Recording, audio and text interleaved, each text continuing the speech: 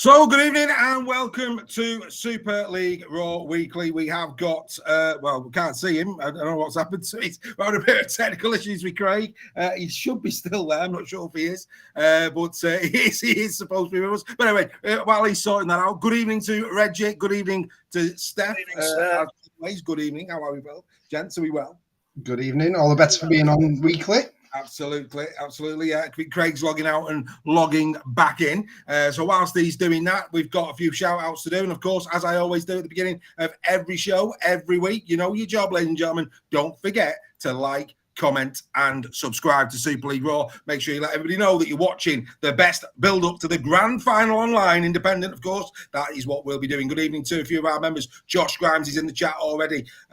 Chris Aspin's with us. Bazza Kingston's with us. Steve Cartley, Joe Dalgreen. Alex Griffiths is there, a Robbins fan. John Wilkinson, good to have you with us. John, as always. Dawn Baker's with us. Ryan Birch. Oh, yeah, they're all flying in. Daz Dean. Yes, we'll keep giving you shout-outs throughout the show. Hopefully Craig will be joining us in a few moments' time. Right, we've got a lot to get through this evening. We're going to do the rest of the inductees for the Dream Team. We're going to announce who is our player of the season. And, of course, we're going to be making sure that we give you the best possible build-up to the grand final right here on Super League Raw, and hopefully we get Craig back in a few moments' time. So whilst we're waiting for Craig, of course, last week we announced on our Facebook page who the contenders were going to be for the second row, gentlemen. Any thoughts, gents, before we cut to it? Go on, Reggie. I was sorry. I was reading Bazza Kingston's comment there about commiserations, about saying it as it was on Final Whistle, the Robbins Wire game the other night. Sorry, I got distracted by it. It was a great comment. What was the question again, Dave? Right, the second rowers, mate. Yeah. Any thoughts? Yeah. So these were the contenders. Your thoughts? And Sember all day long. And Sember all day long. And Sember and Reece Martin for me. And Reece Martin and Steph? I'm going to go in Sember all day long as well. And I'm going to go, of course, for my man, Kai O'Donnell. Rightio. Well, of course, these were the contenders, and I think, you know, all of them were very, very worthy of a contender. You'll see Eliel Zakem in there as well. I thought he was worthy of a little picture. He's not been shortlisted into our shortlist, but I think it's only right and appropriate that we gave him a little bit of a rap. I think he's had a really good season for the Castleford Tigers. Right, without further ado, should we take a look and see who the first second rower is going to be? Go on then. I think we should. Here we go.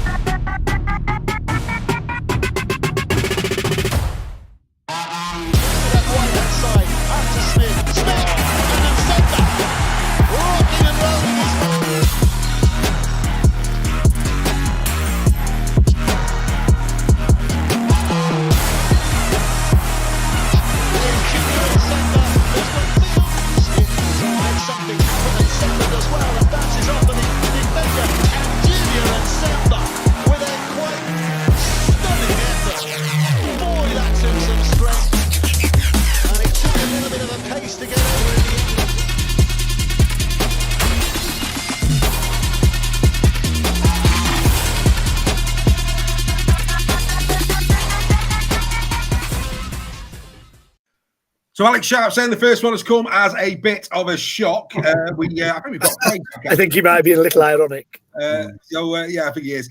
Good evening to Craig. There he is. Mr. Lingard, how are you, sir? Yeah, I'm all right, mate, apart from these technical difficulties that we're having in this remote part of West Yorkshire I'm at, but other than that, I'm all right, mate. Well, it's got to come over the Pennines, hasn't it, mate? So they're always in the way, the Pennines. We've just got inside toilets over here, mate, so we're still struggling.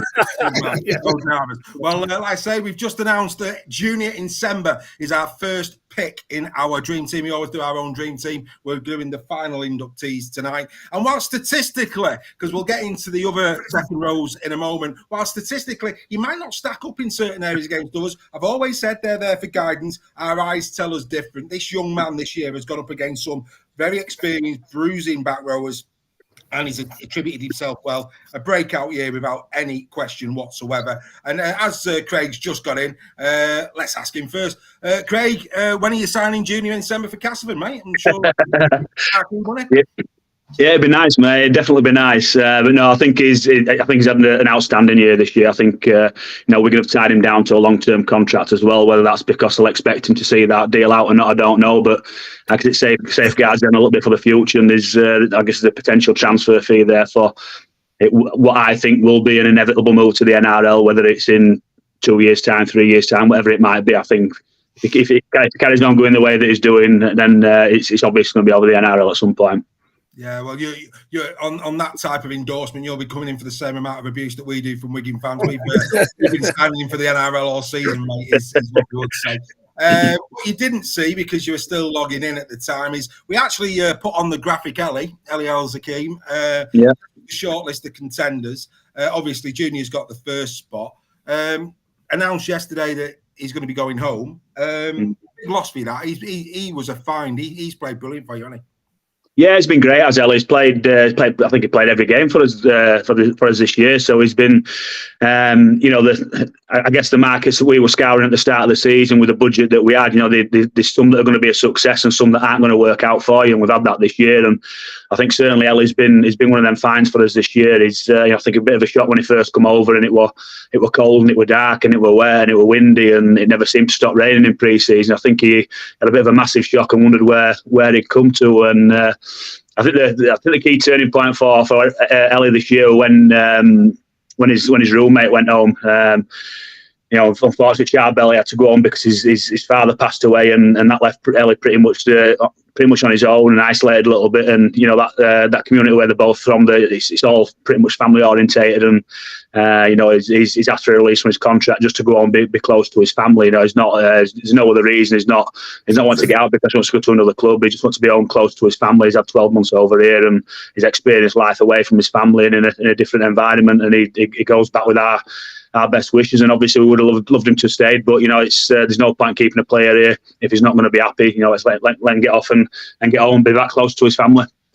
Fair enough, and I'm sure you'd tell Castleford Tigers fans to just hold the beer for a while, because I'm sure announcements will be coming in due course for the Jungle next season. Right, we're going to move on at a pace because we've got plenty to get through tonight. The second rower, who is going to get our second row pick? Let's find out.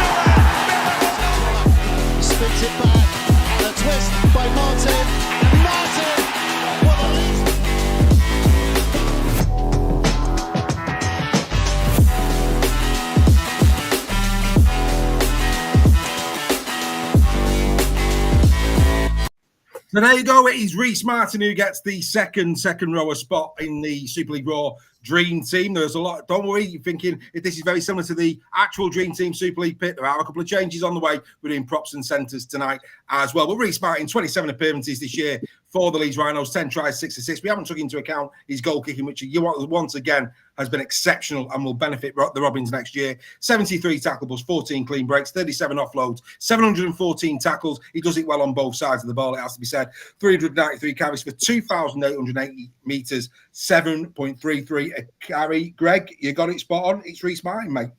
Yeah, I think it had to be for his goal kicking as well.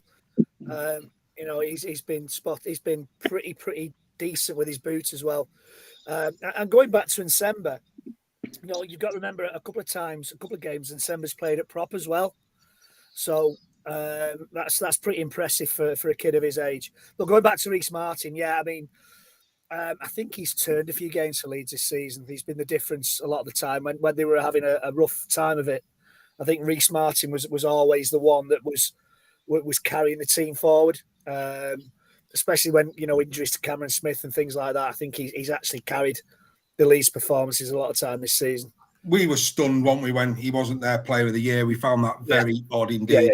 Yeah. For us, it was very much that way. I'll come to Steph in a moment because I'm sure he's going to have a chat about Kai O'Donnell. But Craig, you must have been impressed by Reece Martin and the way he's played at Leeds this year.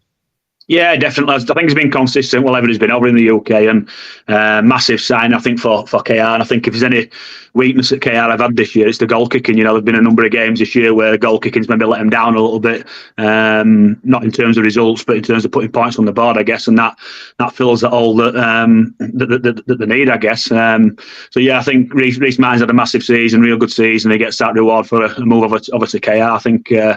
You mentioned Kai O'Donnell there. I think Kai O'Donnell's been the best back row in the competition all season, mate. So I think he's a little bit unlucky to miss out there. Yeah, well, we'll come to that in a second because Steph will want to have a chat about that, I'm sure. I just want to say a big hello to Graz. I don't know who Graz is, but Graz is a new watcher. Somebody from our Warriors fraternity has put Graz onto Super League Raw, and he's decided to watch us this evening. You are very welcome indeed. We hope you enjoy your night with us. I'm sure you will. Right, Steph, you will be disappointed, of course, that Kai O'Donnell's in there. Let's get into this. It's very close indeed. These were the shortlisters. Well, you can have a look at those stats as you do it. The difference between tries and try assists, just even Stevens. 11 tries and 5 assists for Kai O'Donnell, 10 tries and 6 assists for Martin. If you look across the stats, Hadley, Tanganoa and Matautia, I won't go through them for the benefit of the podcast. They will be on our Facebook page if you want to have a look at this graphic, or on Twitter tomorrow. But we'll go through O'Donnell and Martin because that was the real toss-up for this position. Tackle bust, just the one in it, 74 for O'Donnell, 73 for Martin. Clean breaks goes the way of Martin by 1, 14-13. Offloads also going the way of Martin, 14-13. Tackles, Kai O'Donnell, 812-714. Errors, 18 for O'Donnell, 20 for Martin. The carries, 393 for Martin, 320 for O'Donnell. But Martin making 2,880 metres to Kai O'Donnell's 2,445. And as Greg said, there's also that factor of goal kicking. The amount of times this year he got them points based on his goal kicking. The London games come to mind, Steph. So there's your graphic, Steph. Hopefully that'll make it a little bit softer, the blow that O'Donnell missed out to Reece. Yeah, I mean, I don't think anyone would deny his place in the selection. Really, he's had a great season as Reece, and fully deserves to be going to a great club like KR in terms of where they're performing at the moment. I do think Kai's massively unlucky. Like Craig said there, from a coach, it's really interesting from a Super League coach perspective to hear his thoughts on Kai O'Donnell. And at the end of the day, Kai O'Donnell's going to the NRL. Reece Martin's going to KR, so I think that says everything about Kai O'Donnell this season. I'm sure he'd be devastated he's not made the Super League Raw team of the. He'd be absolutely distraught with that, but I'm sure his NRL contract with the Cowboys will mitigate that somewhat. You're playing us down, Steph. This is the most coveted award of the season. Sorry, Steph. Go on, I'm disappointed he hasn't got our award because obviously he's not going to get a chance to get it again. But what I will say in Kai O'Donnell is what a player Lee uncovered in Kai O'Donnell from obscurity in the NRL to being an absolute superstar and a consistent one as well in Super League. I think he's one of the players along with Tom Amone and Asiata that other. But not John Craig's staff, but other Super League coaches would have in their squad in a second. Well, I mean, look, all I will say is he does leave having scored 4 tries from a back row position. Not many back rowers can say that they scored 4 tries in Super League. He most certainly can. I need to say hello to my mate Leon. I think that's my mate, the lad that I sat next to at the Salford League game, the Lee Leopards fan. Hey up, Leon, mate. Great that you're on tonight. I think that's probably his mum's phone that he's watching on. But you know what, Dave? Tom Mackey said in the chat, he's a Robins fan, funny enough. Wire could have done with Reece Martin on Friday. You know what? And that's why he's in the dream team, because that is the difference. Because we would have won that game. Reece Martin would have put those kicks over. Yeah. I know that was probably tongue in cheek, Tom, but you're absolutely 100% there. And that's why, for me, Reece Martin should be in the dream team. And Mrs. Sale is trying to influence the jury. She's saying that she's going to unplug the telly if Tom Amone isn't one of the props that we announced. Unplug the telly now. It was Ellie. That is my daughter. Well, yeah, again, we'll go to, we've got a coach, of course, Craig, with his experience, a Batley legend. Let's be fair. Let's give him his proper accolades. A Batley legend. Kai O'Donnell, Craig. Again, what an acquisition he's been for Super League. And it's, as Steph says, it is a shame to see him go, isn't it? It is, yeah, but ultimately that's what some of these people come over from the NRL. If they're not starting at that moment in time or not getting the contract that they want, they come over to the UK, and if they can have a couple of years over here and put themselves on that pedestal to get back over there, then it works out really well for both parties, and that's what's happened. And Lee have had a really good record of doing that over the past few years, haven't they? You mentioned a few there with Tom Amone and Asiata that they've come over. Obviously, Lock and Lamb as well. They've come over here and basically smashed the league. So it's I think when you're doing your previews against the teams that you're playing, you try and preview like Kai O'Donnell, the lines that he runs. Yeah, it's a real good hard line on the inside shoulder. Comes back against the grain, but he's just a threat whether it's an inside line or outside line. So he's certainly one that we'll be happy to see the back of anyway. Yes, absolutely. But whereas one of Mr. O'Donnell, I'm sure somewhere down the track will be another Insember of somebody of that ilk. So there you go. That is the Super League Raw second row. Junior Insember and Reece Martin. We'll just hold it there. We'll come to the props in a minute. But before we do, it'd be wrong. We've got quite a few Tigers fans that are tuning in tonight because, of course, Craig is with us. So it's only right and appropriate that we give Craig just a couple of minutes in terms of Castleford Tigers, the year 2024. We did an in-conversation earlier in the season. It's fair to say, Craig, many people had you probably bottom three, if we're being honest about that. But to be fair, you were comfortably above those bottom two places. Picked some big wins. I mean, the one at Saints really, comes to mind when I say that. Some cracking wins. And you said during conversation it was going to be a transitional year. Brought a lot of players without experience. Your first time as a head coach in Super League as well. So talk us through it. How have you found 2024 this season, and what is your aspirations for next year? It's been interesting. It's been an interesting year all the way through. Really, we knew it was going to be difficult to start the season. I've mentioned this a number of times before, so apologies to anybody who's listening if they've heard me talk about this before. But our budget went down our spend went down from 2.2 to 1.5 million last year. So you take 700 grand off your budget, and then it's obviously going to impact on what you're going to produce on the field. So we had to take that step back and. We cleared the decks of a lot of our senior players or the older players that were coming towards the end of their career. So we needed to change the dynamic, change the squad profile with the age, people that still want to achieve something in the game. And with that, you get, like I mentioned before, you get some successes, you get some failures, some people that work out, some that don't. And, that's exactly what we've had this year. But we've also had to contend with a fairly hefty injury list as well. I was really conscious all the way through the season not to mention the injury list, because it's sometimes a bit of a cop out when you complain about injuries week in, week out. And I was really conscious not to mention that once during the season, really. But it did impact on us quite a bit. We had weeks where we had 12 out and 13 and 14, and one week we had 15 out as well. And when you start in 17 isn't of the quality that you need it to be to start with in Super League. You take 15 people out of your squad, then you're bringing people in that are playing more Super League games than what they're particularly ready for. And that's not being disrespectful to the players that we've got. Our squad this year are a bit of a development squad, and that's one thing we did at the end of the season. We had a bit of a review about the number of injuries that we've had, but I think it was 90% of the injuries that we had were contact injuries during games. So it weren't like we had a lot of hamstring injuries or calf injuries or strains that were overworking the players in training, which you can sometimes account for. But there were, like I said, Sam Wood we lost halfway through the season with a shoulder injury on England duty. George Griffin we missed the first 3 months of the season, last couple of months of the season with an head knock. With George Lawler with the brain bleed, missed 10, 12, 14 weeks. Jason Gary broke his ankle, missed 14 weeks. Josh Sim dislocated his shoulder, missed the last 5 months of the season. Josh Hodgson injured his foot in a pre-season friendly and then re-injured it again in reserve games. I think he only played 4 or 5 games.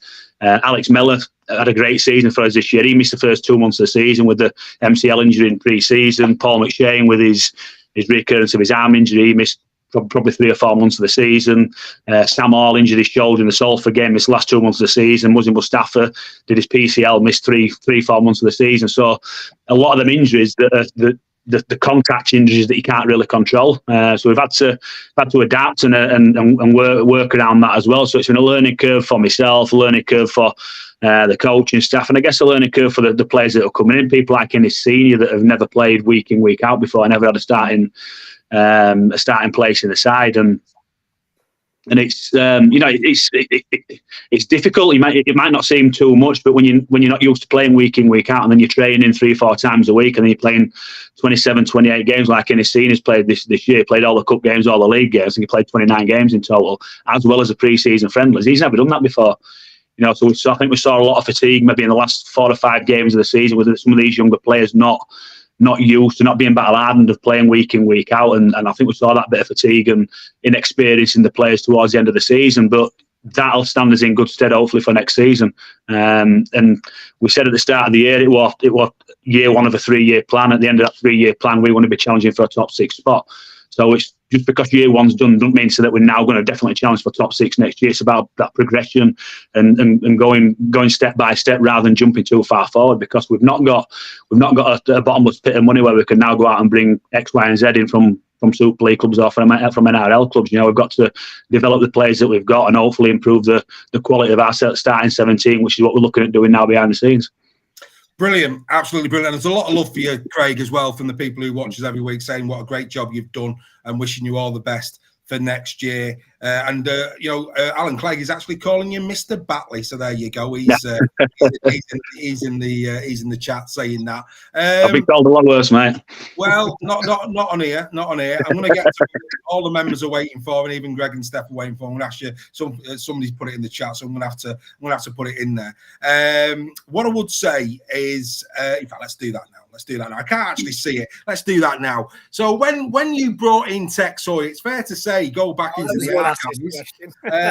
If you go back into the archives, I thought that was a shocker based on his form at FC. So I was very questioning of that decision, and I'm going to find out who it is in the chat who asked the question, because they deserve a shout out. Before we do, Junior Nsemba has won the Young Player of the Year. No surprise there. That has been and that has gone, which is good. But yeah, the question was, how have you turned Tex Hoy into a world beater? Because it's fair to say it's chalk and cheese, FC Tex Hoy to the Tigers.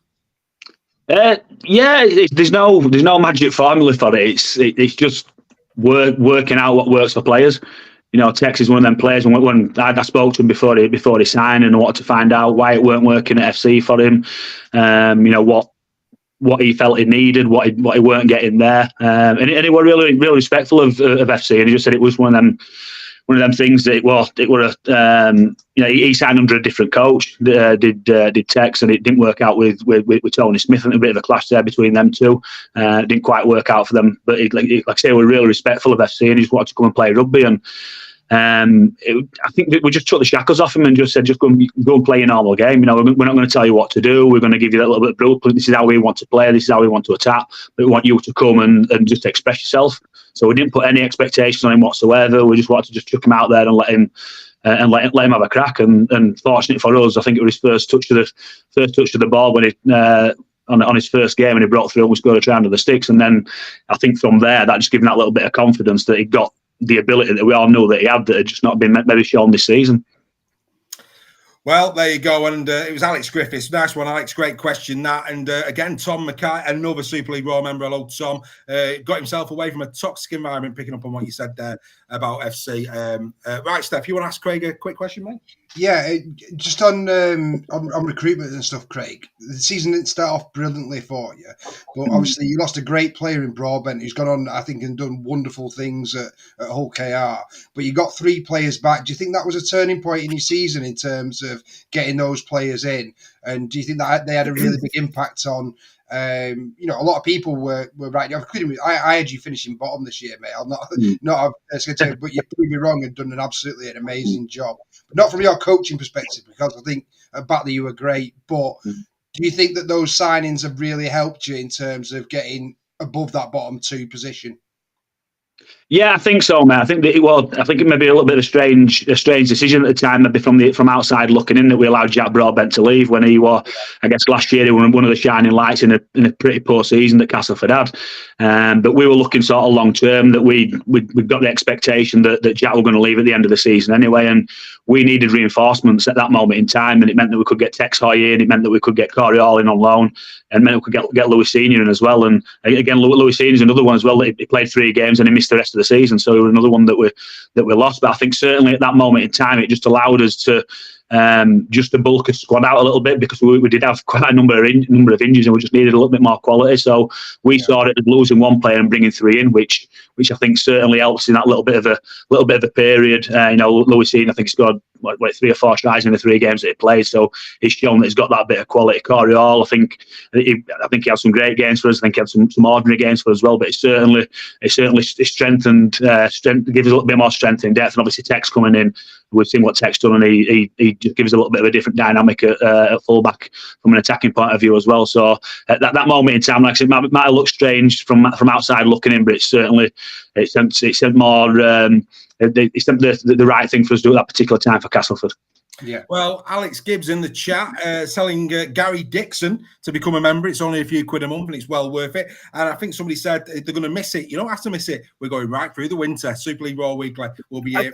I'd just like to ask Craig just a couple of questions. With the season you've had with injuries and everything, when your season finishes, what's the initial reaction? Is it relief? Is it right, that's out of the way? Or is it right, I can't wait to get going again, I need to get involved? And the other question is, Paul McShane, how big a part of the club has Paul McShane been? And, will he play a future role with you guys going forward? We're not seeing that at this moment in time. Obviously, Mac is still pursuing the option of going to Australia. So that's ultimately what he wants to do for him and his family. He wants to spend at least a couple of years over in Australia. So he's still looking at doing that. I think there's maybe some issues, or there were some issues visa-wise with his wife because of the job or whatever. I think she needed a particular visa to go over, or get sponsored to go over for work-wise. So I think that's still happening. If that doesn't happen, I would imagine that he might potentially drop down into Championship play and play in the Championship for another season to see if, I guess, he can get the visa issue sorted. I spoke to Mac at the end of the year and said, look, if you don't go to Australia and you want to come back in some sort of form, coaching, whether it's young kids in a mentoring role, we'd certainly welcome him back in, based on the experience that he's got, the history that he's got, and the career that he's had, and the knowledge that he's got, really. So it'd be daft not to try and tap into that one. So it's certainly something that we'll monitor, but it's not something that's on in the forefront of his mind at the minute. As I say, he's obviously concentrating on going over to Australia.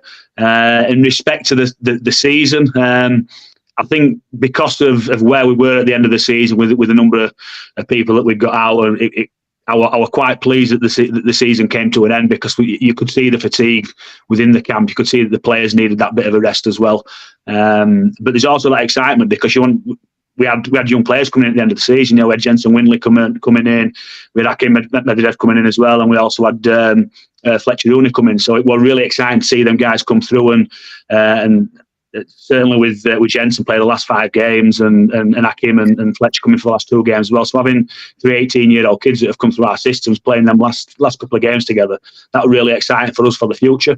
For me, I think the off season is sometimes the busiest period of the year. So I think sometimes people think it's the off season, now you get your feet up, now everybody has that time off, but it's your busiest time of the season. Like, you're prepping everything straight away for next year. Plus, I dropped straight into jury service for 2 weeks. So I didn't even have any time off straight after the season. So as soon as we finished our season, I went in jury service at Bradford Crown Court on Monday morning. At least you weren't appearing. That's the main thing. No, I tried to get out of it. They won't let me. Fair play, but no, exciting times. Yeah, I thought you're right. Young Jensen, he looks to play. Young Jensen, I have to say, and there's no doubt in his seniors' loss in the latter half of the season certainly affect your potency on the left hand side. I mean, he had certainly the first half of the season, we were waxing lyrical over it in his senior. We thought it was superb. Right, we'll keep asking Craig questions as we go through the evening. But there you go, Super League Raw membership open. I put the QR code up. I just got shouted out for not having the QR code up. If you want to become a member, do that QR code into your phone. We're going to be going, like I say, right the way through the winter. Right, okay. So we've done that. Let's get into some Super League Raw news. It's probably a good time to do it. I want to give a quick shout out to Craig Forth. Craig has upgraded. Craig Forth, well done, mate. Really appreciate that. And we're delighted to announce we have a new sponsor for 2025. The Bluebell in Warrington is now the home of Super League Raw. That's right. We now have a home in Warrington for Super League Raw. It's going to be the place to be on match days. It's going to be exclusive, that one, for members. We're going to have Super League Raw live in January. Already confirmed to come to Super League Raw live is Earl Crabtree. We've got other announcements on the way. We've also got other guests coming on Super League Raw Weekly that might also be coming to Super League Raw Weekly live. Steph is nodding. I'm not seeing the text, Steph, so I won't go there just yet.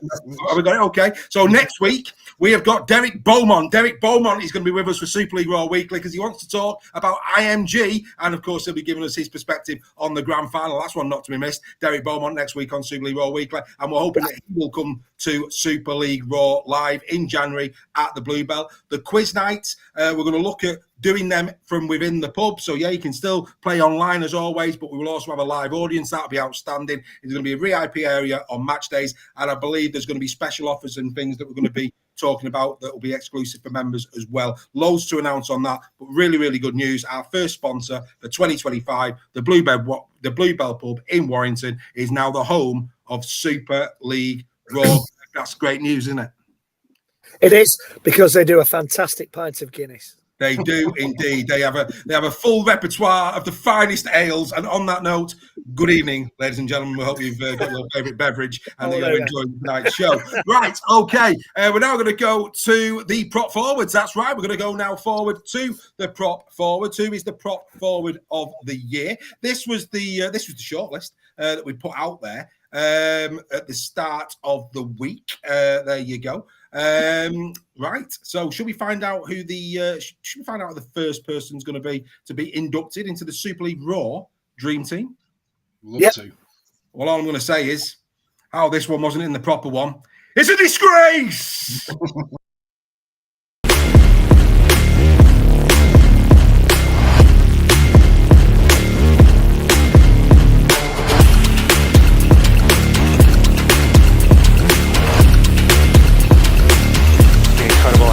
Showing just there exactly why he's such an important part of this whole FC side.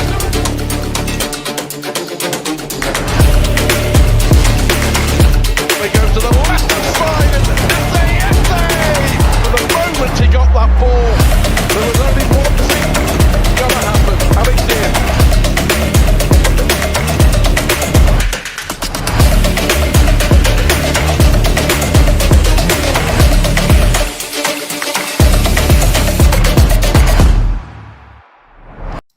Probably the only good thing to come out of Hull FC in the year 2024 is Herman SA.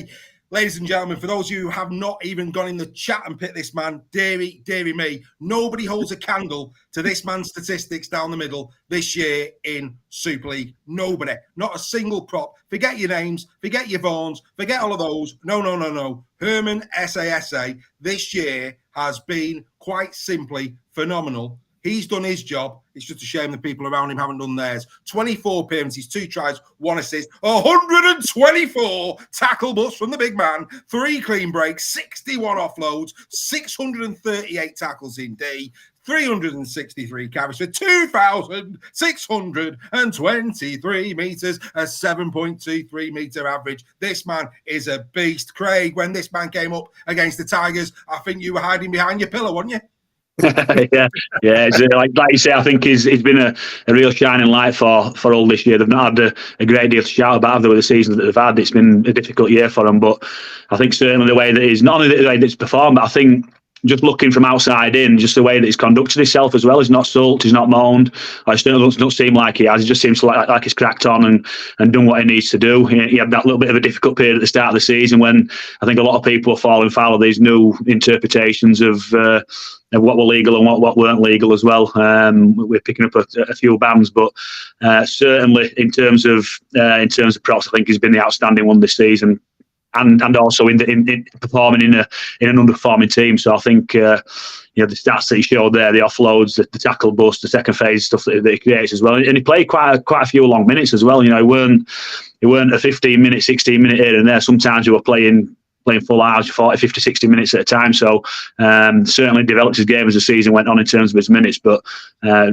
Difficult threat, and I guess I would imagine that every Super League coach had him on their prep list straight away about what their danger were. If you shut him down, stop his second phase, then you go a long way to winning that game. I think there'll be a long line of suitors when his contract comes to an end. Were you surprised, Craig? Because I'm going to go to the lads on this in a minute, but all three of us all year have waxed lyrical over Erman SASA. We think he's done an incredible job. I mean, prop forwards, it's about running hard, tackle busting. If you can get a clean break, deliver an offload and just cause mayhem. This guy's done that. That's his job, and he's done it incredibly well. Was you surprised he wasn't in the official dream team? It was almost like he was wearing the wrong shirt. Yeah, 100%. I think he's been the best middle all the way through the season. Consistent with everything that he's done, and I think it makes it even more impressive when you're playing in a team that's finished in the bottom two in the table as well. For him to do what he's doing, it's easy to do it in a team that's on the front foot all the time. And it might be that second carry or that third carry in the set when they're already on the front foot. But he's the one that's generating that goal forward. He's one that's generating that second phase rugby, and he's doing it pretty much on his own. So I think it's a travesty that he's not in that dream team this year. Yeah, I completely agree. And Alex Gibb there saying that Jordan Lane got the Player of the Year at All FC. So not only have Super League not got it right, but people in his own club can't see who the Player of the Year was. Unbelievable. Greg, it was a shoo-in. He couldn't have been anybody else. Oh, the man is a beast. Yeah. If he ran at me, I'd retire on the spot. You know what I mean? He's an absolute monster. As people have been saying in the chat, he's been the outstanding player for Hull. Maybe. I don't want to say this, but maybe if he played for a different club, maybe he would have been looked upon more favourably. Maybe that's a bit controversial to say, but yeah, I mean the yardage, the tackle busts, absolutely fantastic. What a player! What a front row! He's the kind of player you want going into the trenches with you when your backs are against the wall. Definitely. Quick shout out to Rebecca Frey. We have our first new member of the evening. Rebecca, welcome to the fastest growing community in rugby league. You are absolutely welcome. Thank you very much indeed for becoming a member. Also in the chat, have you got your tickets for the grand final? Has anybody out there not got a ticket for the grand final? And if not, why not? And how many of you would have gone but had no one to go with? So there's a question for you. How many of you who are watching tonight would have gone to the grand final had you got a ticket and had someone to go with? Because we're very appreciative. Not everybody's got people that they can go grand finals with. So is there anybody out there tonight who would have loved to have gone the grand final but just didn't fancy making the journey alone? There's a question for you. Get it in the chat. Steph, Herman SASA. Yeah, I mean, we've had him in our team of the week pretty much all season, haven't we? I think he's probably been in more team of the weeks than anybody else. You'll probably give me the stats on that one. Absolutely. I think probably one for Craig again on this one, but I'm pretty sure every Super League coach would have him in their squad in Super League, and that's probably the biggest testament I can make to him. He's been absolutely standing for Hull FC this season, and it's very difficult when you're playing behind a defeated pack or whatever to be that player who's taking it out from 10 metres out and making those hard yards. But he's put his hand up every week. He's been absolutely outstanding for Hull FC. So it's a bit of a travesty for me that he's not made it. But we don't make the decisions, unfortunately. If we did, he would be a shoo-in, definitely. Is he still there, Craig? Yeah. No, that question towards me. Sorry, I've drifted off. I wasn't listening, but I didn't think it was directed towards me. It was a Chris Kamara moment. I'll answer Steph's question. So Herman SASA has been in six team of the weeks, but this is the kicker. This is the kicker. We do a team of the month. Now, the team of the month, Craig, is based on consistency. consistency across the rounds in that month. So you might not have been in any team of the week, but you could be in team of the month, because actually you might not have been the best in your position for a single week, but across the month, your stats have been right up there. And Herman SASA has been in every team of the week bar a month, bar one in 2024. That is how good that man has been. Incredible. Right. Okay. Like I say, more people are doing the QR code. Who knows? We might get another one by the end of the night. Always outstanding if that's the case. But anyway, we're now going to induct our second prop forward. So let's get on with that. Bit of a surprise coming, folks. Here we go.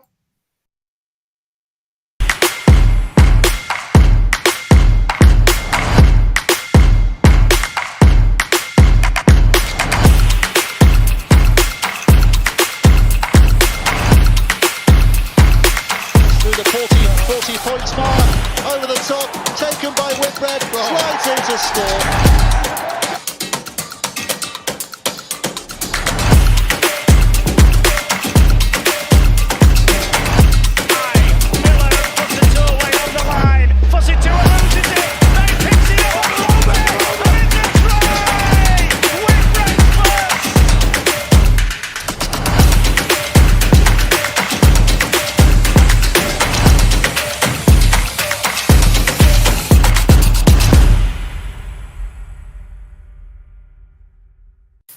So there you go. I said a surprise was coming. Jai Whitbread of the Hull KR. And when you look at his stats compared to SASA's, you realise just how good SASA has been. But these are very good stats as well. 25 appearances, 3 tries, 2 assists, 64 tackles, 2 clean breaks, 8 offloads, 666 tackles. He is a bit of a devil. The carries 339, 2,093 metres and 6 metres 17 per carry from Jai Whitbread.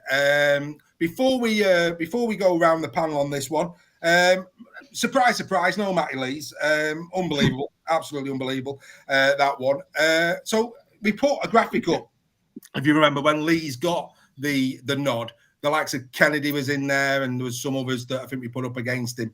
And people were like, God, he didn't even match up to them. And nobody's arguing. Matty Lees has been probably Saints' best player. He won their player of the year. But quite frankly, how he got in the dream team, I think that was a little bit of we need a Saints player in there. But if you look at this here, I mean, I know Thompson got in there, but if you compare and contrast the stats, Thompson and Lees, we've also got Amon and Sue on the slide. Have a look at that online in the next 24 hours. But 25 appearances for Whitbread, 25 for Thompson, 24 for Lees. Whitbread has scored the most tries of those two that were in the dream team, the official one. He made more assists than the two in the dream team. He made more tackle busts than those who were in the dream team. Clean breaks, that went the way of Thompson by 2. He got 4-2 over Whitbread. Whitbread 2-1 over Lees. Offloads 8, plays 7, plays 4. So top offloader. Tackles, very close between him and Thompson. But Lees, to be fair, 752 tackles from Matty Lees. Errors, he did make the most errors over Thompson and over Matty Lees. Then we get to carries, 339 carries from Whitbread. He puts in a big shift. He really does. 299 for Thompson, 258 for Lees, which basically means that 2,093 metres. Thompson more, 2,229. But Lees 1,731. Average meters 6.17 for Whitbread, 7.45 for Thompson, 6.71 for Lees. Now people might say, why haven't I put Thompson in there, or including that Tom and Moan? Like I said, there's a lot of stats there that Whitbread does better than those on, but I think it's the overall work rate on both sides of the ball. He carries more. He does his part in D. He scored more tries. He's broke more lines. For me, when he was signed from Wakefield Trinity, him and Tanginoa, I thought that was incredible business. I really did, and I think Jai Whitbread is one of those players where he's going under the radar. Everybody knew who SASA is. Everybody's been waxing lyrical over him. But, we here at Super League Raw, we use our eyes. We look at stats for backup. Jai Whitbread this season deserves so many plaudits. He really does. I know people are going on about Sue because he's doing his barge over tries. I get that. But Jai Whitbread, he's doing the grunt. He's doing the real hard work down the middle. He's been exceptional. I stand by it. He certainly beats the two that were picked in the dream team. I've got no argument with that. Craig, were you... as a coach, were you impressed when Willie Peters picked up Whitbread and Tangino from Wakey last year? Yeah, definitely. I think is that sort of play. I think okay, I've got a few players like that. You've got Dean Hadley and you've got Batchelor as well. That they all fly under the radar. Don't they? They do the work that not a lot of people see, but all your teammates value. It's the little 1% efforts.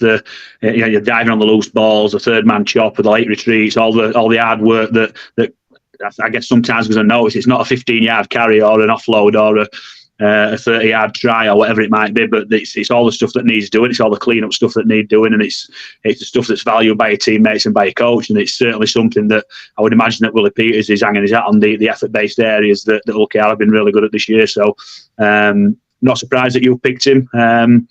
But I've got my choice as two other people, so one of my other person's going to miss out. So I'll see what that one is.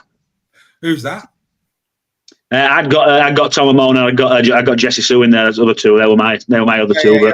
Yeah, both were considered. Absolutely, they both had great seasons. We just all wave to Mrs. Sale. Mrs. Sale's leaving for the evening. Good evening. Good night. Outstanding. Look, there's no doubt about it, Steph. I think if Tom Amon plays the full season, he's probably in the team of the year. But I think those 4 games difference to him and Whitbread played a big part in it. He was in last year's team of the year, if you remember, was Tom Amon. No arguments though with Whitbread, Steph? Not at all. Another fantastic talent that was brought over by Lee in the same mould as Amon and Kai O'Donnell. But no, he's been absolutely fine, and I totally agree with you. When he left Lee, I was absolutely devastated. I thought he was a great player, and he played really well in a Wakefield side that struggled. It was a fantastic pickup by OKR, and it's a big part. Him and Tanganoa are massive parts in why OKR have been so successful this year. I think you're right on Amon. If you look at his stats, if he'd have played 4 more games, it'd be frightening what Amon's done. But we've got to judge it on the games they've played this season and what they've done. So I have no qualms with Whitbread getting in, but it's not just about who's the best player with the way we do Super League Raw. It's about consistency and the games we played as well. So yeah, no arguments from me, although Mrs. Sale will be very disappointed. Yeah, that's what's making people watch Super League Raw. We don't do shirts, we don't do teams, we don't do reputation, and we don't do bias either. If they're the best in the position, they're in. That's it. We celebrate the great game of rugby league, the gladiators that play it, and we give the raps to those who deserve it. And all of those people on the screen, including, of course, Herman, who stands alone. Herman, SA, how he didn't get in the team of the year. It's a disgrace for the second time tonight. Greg, your views, mate. I mean, who'd have thought Jai Whitbread, Warrington, halfway through last season, were not this season with Burgess under Powell. We're looking at Whitbread and trying to get him before the end of the season, but Wakey wouldn't let him go. What an addition he'd have been to the Primrose and Blue. Oh, mate, we missed out big style. But I'd like to go back to what Garibo says in the chat. Go for it. I think the secret behind Hull KR's success this season has been the fact that their forwards have gone under the radar. That they have got a pack that works hard, and they're not, they don't do a lot of spectacular things, and that's not meant to be disrespectful, but they work hard and they fly under the radar. And I think I had Whitbread in my dream team, and I think he either got injured or banned early doors, and I dropped him, and that was a huge mistake. But yeah, Jai Whitbread, like I say, he does the hard graft, he does the hard work, whereas SASA might be kind of spectacular and the fireworks and busting through. Whitbread does the hard graft that your teammates appreciate. Yeah. So, I've got no complaints. Fantastic. I just wish I was wearing primrose and blue. Well, look, mate, I'm not being funny. The video's been produced. I'm not changing it. Happy days. Happy days. What video? The one that you just saw. Nicola Burtonwood's in the chat. Good evening, Nicola. Always say hello to our Nick. Last week I got a kiss. Will I be getting one this week? That's the question. And is that the video? Two more people. Steady on, sir. That's how rumours start. Two more have gone and done the QR code. Outstanding. We could be getting more members. Keep an eye out on the chat, boys, in case I miss anybody who joins this evening to give them a shout out. Right, okay. Let's just quickly box this off because, of course, we've got to build up to the grand final. Old Trafford announced for another couple of years till 2027. Who'd have thought it, eh? Fred Down is a Red Devil. Who'd have thought that, eh? Hey, our Fred getting involved, making sure it stays OT. thoughts on this? I mean, look, as a United fan, the stadium's tired. There's better stadia. There really is. There's a part of me that's really disappointed about this. Yeah. I am. I thought that we had an opportunity to take it somewhere else. I think Betfred under Mr. Dunn have had a big say in this. I thought it was time to move somewhere else. And as much as it hurts me to say this, the Etihad, but then you got to realise that the Etihad is there's lots of construction work outside the Etihad at the moment. So maybe in 4 years' time, when all that is finished around the Etihad, it might be time to take it there. But, it's a tired-looking stadium. I think it needs to be freshened up. When it first went there, Craig, at the time, there's no argument that Old Trafford was the premier stadium in the North. There was no doubt about that. That, of course, has gone over the years. One of the big concerns is the in-goal area. Where tries are being scored from a health and safety perspective as well. Are you surprised that this has gone on for another 3 years? Yeah, I am. You look at all the old, what are classed as old football stadiums, and the pitch perimeters are as they are because it goes straight from the pitch straight into the stands. Whereas all the new stadiums now, they've all got that additional area, that runoff area. You've got full size pitches, 100-metre pitches, and a lot of them now, like Tottenham, and I guess some of the new ones are being built. They're big enough for American football pitches as well, aren't they? So, I think if they're waiting for the Etihad to be developed and get that finished, then that might be the next stage there. I think that's probably the best thing to do. And there's talk of Old Trafford being redeveloped or a new stadium being built for Manchester United as well. So that might be the nail in the coffin for Old Trafford. But I certainly think it needs to move somewhere else. And I think we have missed a bit of a trick to move it somewhere else and freshen it up a little bit and get somewhere else that's a bigger occasion. I think people are a little bit tired now of going to the same old stadium. And it's getting. I think the stadium's getting as tired as the event. I think it just needs freshening up. Yeah, completely agree. Dawn Baker says Everton's new ground. That's a good shout. When it comes along. The only problem with that is though it's again good links, isn't there, in terms of public transport. Dawn Baker's not happy about it. Also, a lot of talk in the chat about Penrith pulling out the World Club Championship. We'll do that in a couple of weeks' time. We've got lots to get through tonight. That's not going anywhere, but we will discuss that in a later edition of Super League Roll Weekly. Finally, Steph, obviously, Old Trafford, mate, like us, anything to add? No, I mean, Old Trafford, especially for us Northerners, was always seen as the pinnacle ground, wasn't it? It was something special to go to Old Trafford. And I still think there's a bit of nostalgia there with the players. I mean, Craig's probably better to tell me about that than anybody else. But to walk out, you always hear him saying about walking out at Old Trafford, whether that's because they're United fans or whatever. I think it's more to do with the size. 78,000 people is something special to walk out to, regardless of the fan experience in the concourse or whatever. I think from a player perspective, you're second to Wembley there in terms of size. Even if you went to somewhere like Tottenham, where Lee played in the 1895 Cup final, the stadium facilities were unbelievable. Literally, it's the next generation of stadium in terms of inexperience.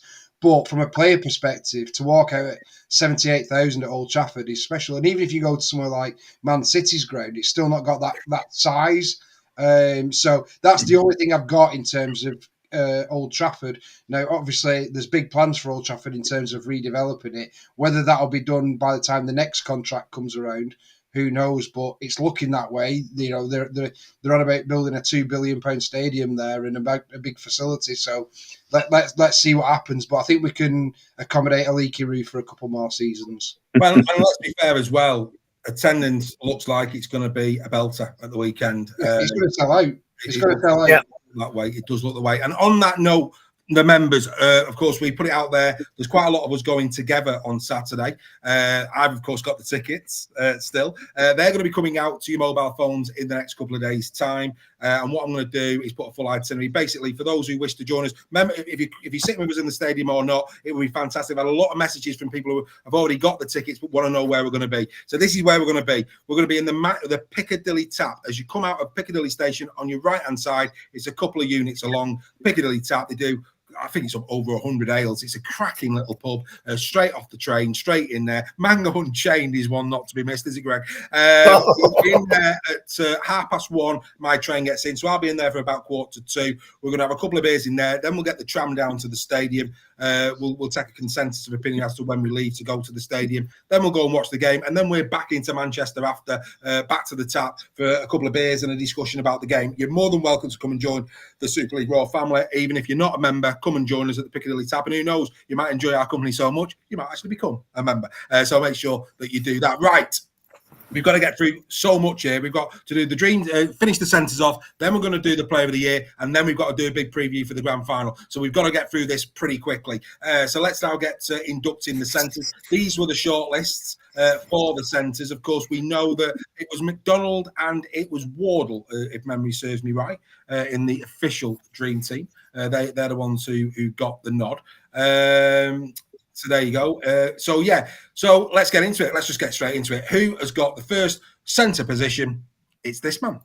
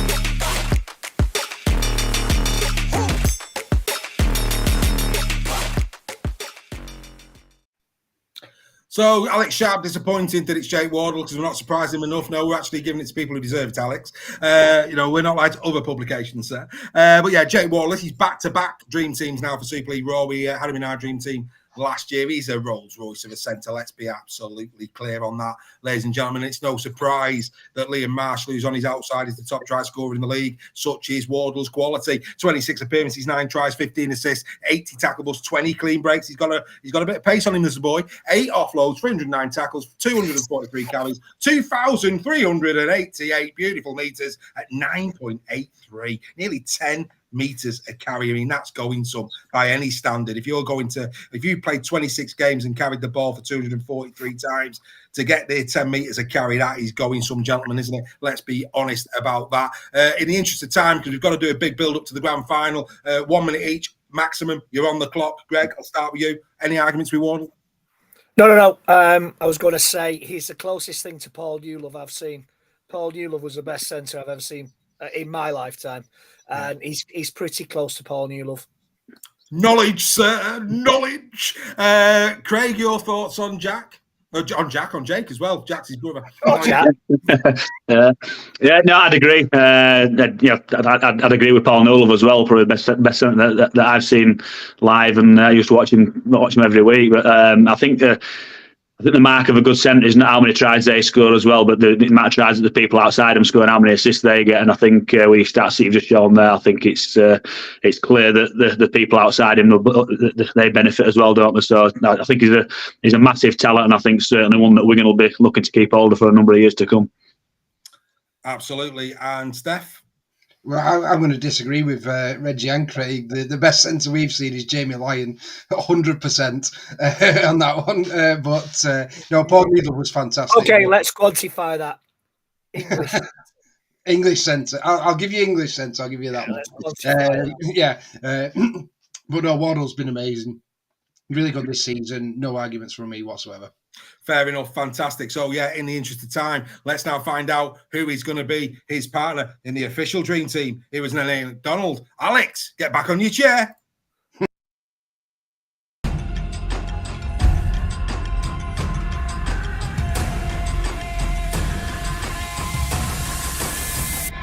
Never give up.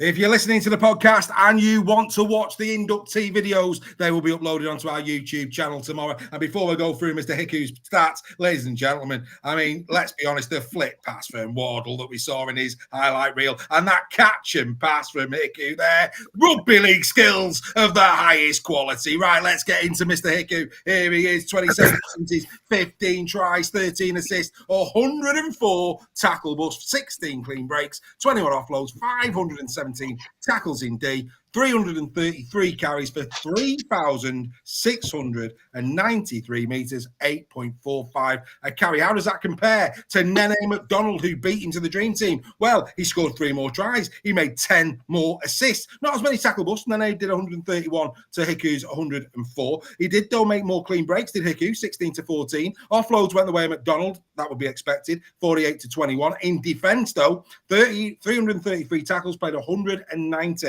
errors. 21 played 23 in the favour of Hiku. He's also carried the ball more, 437 times to 409. He has made more metres, only just 3,693 and 8.45 average metres to 8.85 for Nene McDonald. Now, don't get me wrong, this was a real difficult category. Let's be honest about that. All of these have had phenomenal seasons. But as far as I'm concerned, Greg, Hiku, the pick of the bunch in terms of the supporting cast. Well, you got to realise that Hiku had a nightmare when he first came over. 3 rounds, he was shocking. Absolute nightmare with his. He played a bit fullback. He wanted to play fullback. He's not a fullback in the memory of man. When he came to Warrington, I think 2017, and he was superb, and he went back home. I was really gutted that we didn't re-sign him. Tim Lafay and McDonald are probably the best centre partnership, but individually, Hiku has been superb this season and rewarded with a call up to New Zealand. Yeah, absolutely. So, not many Super League players get called up to play for New Zealand. So that's that is kind of Luluai, I think was the last one at Wigan. Yeah. So that kind of says that tells how good Hiku has been this season. And again, part of Hull KR's success. Absolutely. I mean, I have to say, I didn't give him any pelters like I did Mr. Hoy. Not for too long, anyway. And just on that note as well, Craig. Steph had you at bottom of the league. I gave Tex a little bit of grief. If you want to send humble pies our way, like Mr. Beaumont, we'll eat them next week on Super League Raw. We quite happily eat a humble pie from the Castleford Tigers. Craig, as long as it's meat and potato, we're all right. Yeah. I don't know. Craig served that to us at Lee Sports Village with that amazing draw, which nearly cost us a playoff place as well. I know. Well, he's already served that to me. Don't worry. Hell of a comeback. But yeah, I mean, Hiku, Craig, phenomenal. Yeah, he's one. Unlike Reece Martin, he's not in for his goal kicking, is he? Let's be honest, because that was abysmal to start the season. But I think the impact that he's had on night levels as well is significant. Like I said, at the start of the season, he went from full back to wing to centre, and now night levels were going from wing to full back because he couldn't get through a full game at full back. But night levels played so well at full back that they had to leave him there. So maybe that helped move Perico to the centre berth, and it's worked out brilliant for both of them, hasn't it? So he had a real difficult start, a real difficult period at the start of the season, but found his slot in that centre berth, and I think that right edge at KR has been magnificent, hasn't it? Very potent indeed. Steph, you're happy with Peter Hiku, yeah? Yeah, absolutely. I think he's been like Craig said there. The start of the season, I think there's a few OKR fans who'd have had him back on the plane, kind of thing. But he's proved everybody wrong, which is fantastic for him. And what I would say with that those centres there, how blessed are we with those centres that we've had in Super League this season? Yeah. All of them have been absolutely outstanding for the clubs, and it must have been one of the closest ones. I think that with some of the props as well. But yeah, absolutely fantastic for KR. Massive respect to Willie Peters, a coach, from a coaching perspective, to recognise that you've got to make those adjustments, put him into that position, and this is where Willie Peters deserves massive credit for what he's done at KR, because it could have gone completely wrong for that player, and he's turned it round, and now he's in the Super League Raw Team of the Year. So absolutely. So a lot of it's down to Willie Peters as well. What higher accolade could you want?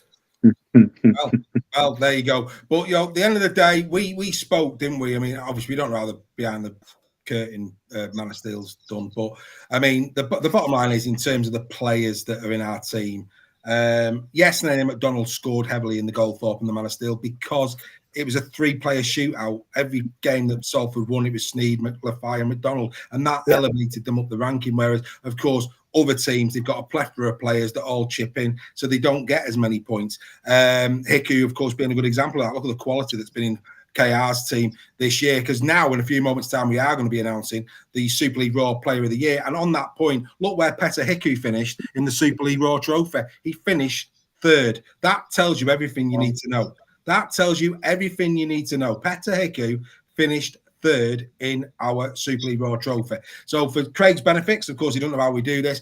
This is how it's been done, and we'll get to the Player of the Year in a moment. As you know, we do the 3-2-1, the same as the Goldthorpe and the Man of Steel, but then we also add an additional point if you get into that week's team of the week. So you get an additional point if you were the best in your position that week.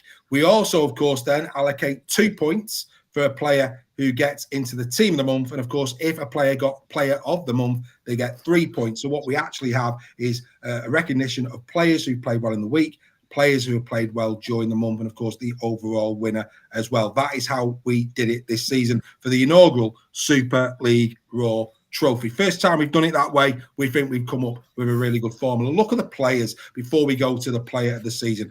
Joint 10th, Elliot Minchella, Liam Marshall, Tex Oy, there he is, Bevan French, all got 23 points. And here's one for you. 189 Super League players received points from Super League Raw this year. 189. That is more than the Goldthorpe. That's more than we know of. Before the Man of Steel went behind closed doors, it was about at least 40 players difference at that point between what the Man of Steel had given to and what we had at that point in the season. 189 players have received points. And that shows everybody who watches us that we don't do shirts, we don't do names, we do players that played well that week, that month, and get their just desserts. So they're the players there in 10th. In 9th, Herman SASA, Josh Fulis, Nene McDonald and Reece Martin. Lachlan Lamb stands alone at 8th. George Williams on 7th. There's Nsemba at 6th. They've been announced tonight as the Young Player of the Year. Then it's Tim Lafai of the Salford Red Devils. Joe Dalgreen in the chat put that, on statistically, Lafai was better than McDonald. He's absolutely right. I think it was there was not an awful lot between those two. Then Mark Sneed, who of course took the Albert Goldthorpe Award, and Petter Hiku stands alone at number 3. Any guesses who 1 and 2 are, gentlemen? Well, let me think. Right, okay. This, of course, there'll be a lot of people that are waiting for this one to come out. So here it comes, the first ever Super League Raw Trophy winner, 2024. Let's put Mr. Dufty out of his misery. Here we go.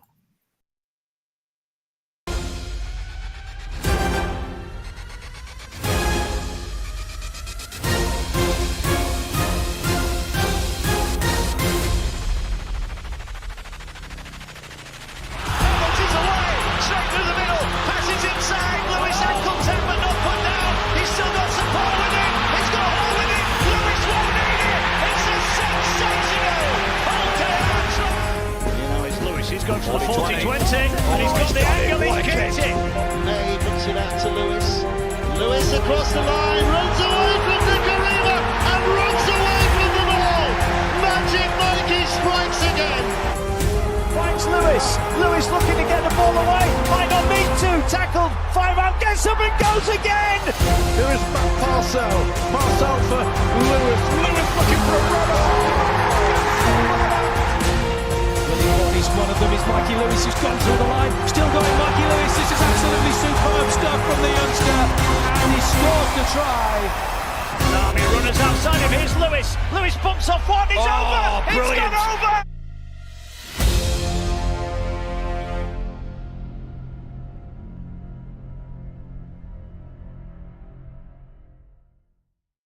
So congratulations goes to Mikey Lewis. Yes, that is an empty room there. Mr. Sales legged it away. It's absolutely disgusting. He will be back in a moment. And actually, Barry King's playing fair play. It must take a lot of hours. Yes, and this is why, I make no apologies last week for the membership. Bottom line is, I'm spending about 30, 35 hours a week, guys, putting this show together for you all. And that proves the point. Putting all of those points together, tracking the stats every week, doing you a team of the week, doing you a team of the month, put a lot of time and effort into it. Please do support us. And because at the end of the day, I don't know about you, Craig, but we feel this is great entertainment on a Tuesday night, a celebration of rugby league. That's what we do. So there you go. There's your 1 and 2. So let's just first and foremost then show you the final table. Oh, it was Dufty number 2, yeah. Dufty was number 2. There you go. So Dufty got 38 points. I mean, that injury, you do feel that injury played a significant part in Dufty losing a bit of ground and traction. He was 4 points in it. 4 points in it between him and Mikey Lewis. Interesting to note that the difference between Sneed, Dufty and Lewis be very interesting indeed if Mr. Sneed was to win the Man of Steel tonight. Quite frankly, I don't see how he can, but there you jolly well go. Let's show you how it was between these two incredible seasons. Dufty, like I say, 22 games to Mikey Lewis's 26. Tries 2 extra there. I mean, you see tries and assists going the way of Mikey Lewis. Busts going the way of Matty Dufty. Clean breaks also. Carries going the way of Dufty. Highest meter maker in Super League. Team of the weeks and team of the months. That's an interesting one for you. Dufty got 5 team of the week. So did Mikey Lewis. But team of the months, Lewis got 5. Dufty only got 2. So that is quite an interesting stat for you there as well. So Mikey Lewis, the inaugural Super League Raw Trophy winner 2024, gentlemen. I don't think we've got any argument with that. Quick word from you, Craig. Mikey Lewis matured in 2024. He's box office the kid. We said last week he can be what he wants to be in the game of rugby league. No, 100%. And I think the sign of a real good halfback or a real good player is that all your own fans love you and all the away fans hate you. And if all the away fans hate you, they hate you for a reason. That's because you're good. And he's got that unpredictability about him that we know that he's always had. He's got that evasion, that strength, that low centre of gravity that he can create something out of nothing. But he seems to have, like you mentioned earlier, seems to have developed that maturity this year, that he can now manage a game a little bit better, and that, I guess that's shown in how KR have got better as well. Maybe it's been the more experienced people around him that have come over this year and helped him do that as well. But just because you've got more experienced people around, you don't mean to say it's going to come natural. You've got to develop your game, and you've got to learn as well. And massive rats to him for how he's played this season. He's been a model of consistency all the way through the year, and certainly somebody who you enjoy watching when you're not coaching against him. Spot on. Mark Hill, get the train, sir. Get the train. What are you doing driving, mate? Get the train. It's not even up for debate. You need to be in the Piccadilly Tap at 1:30 to 2 o'clock on Saturday. Get the train, sir. Get the train. Bazza Kingston saying in the chat as well, just shows you how important a fullback is, like having another halfback. Absolutely duffed it this year. We've given him his raps. But, yeah, I've always said it. We call it straight. No bias there. Mikey Lewis definitely had the benefit of that last 3 or 4 games that Dufty were out. But I don't think anybody can argue. It has to be Lewis tonight, doesn't it, Steph? Yeah, absolutely. But it would have been really interesting had Dufty not got injured at Magic. He's very close to him now. It's 4 points, was it? He was off. Yeah. So for us, I think if Dufty doesn't get injured, Dufty wins it, which is it's probably a testament to how Dufty's come on under Sam Burgess as well. I think he's been a different player this season, specifically from his coming out from dummy half at the ruck at the back. I think he's been absolutely a different player this season. And then obviously you put his try scoring exploits onto it as well. He could have been definitely up there if he hadn't got injured. But Mikey Lewis has been absolutely phenomenal. He's been a great player this season, and it's good to see. I mean, my only concern with him is the big game stuff, and we saw a little bit in the Warrington game, the niggly stuff, to taking it to that next level. It's going to be really interesting how he reacts in the grand final, whether we see any of that in him, because that's my only concern for him. But that's not to take away anything from how phenomenal he's been. He's probably been the best player I've seen next to Bevan French at the League Sports Village this season. Fair play. And it says there that Greg will come to you. I think we mentioned this last week as well. But Elliot Minchella's gone on record to say that when he came back from England, and when we had Chris Hill on as an in-conversation guest, he said that he wished that he'd have been coached by Sean Wayne a lot earlier in his career. The Sean Wayne factor, perhaps? Yeah, maybe. And, Steph says an interesting point there. I think maybe if Dufty hasn't got injured, Warrington maybe even finished second. Are you all right there, Dave? Yeah, it's just blowing the froth off a couple. Carry on. You knock yourself out. Yeah, I think, the Matt Duffy factor, Warrington might have even finished second. It's all ifs and buts. But, Mikey Lewis, I think me and Steph were talking a few weeks ago. Mikey Lewis reminds me of Andy Gregory. I think he reminds Steph of Bobby Goulding. You've got no greater praise than that. Bobby Goulding, a great player. Andy Gregory, one of the greatest players I've ever seen in the flesh play the game. Mikey Lewis has that potential. And as Steph says, if he keeps his head about him, if he keeps his wits about him, and he doesn't get wound up, he can be a world beater. Absolutely. Right. There you go. We've managed to get through it. It's now time to look ahead to this little occasion. This Saturday, ladies and gentlemen, is the grand final 2024. It's been a magnificent season, and we've got first taking on second. It should be an absolute beauty. Before we get in this, let's just give a quick word like we always do to our sponsor. Then we're going to unpack everything that needs to be unpacked going into what is sure to be a brilliant 2024 grand final.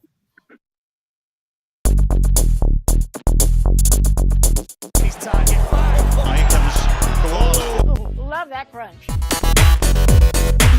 Let me add a little bit of spice.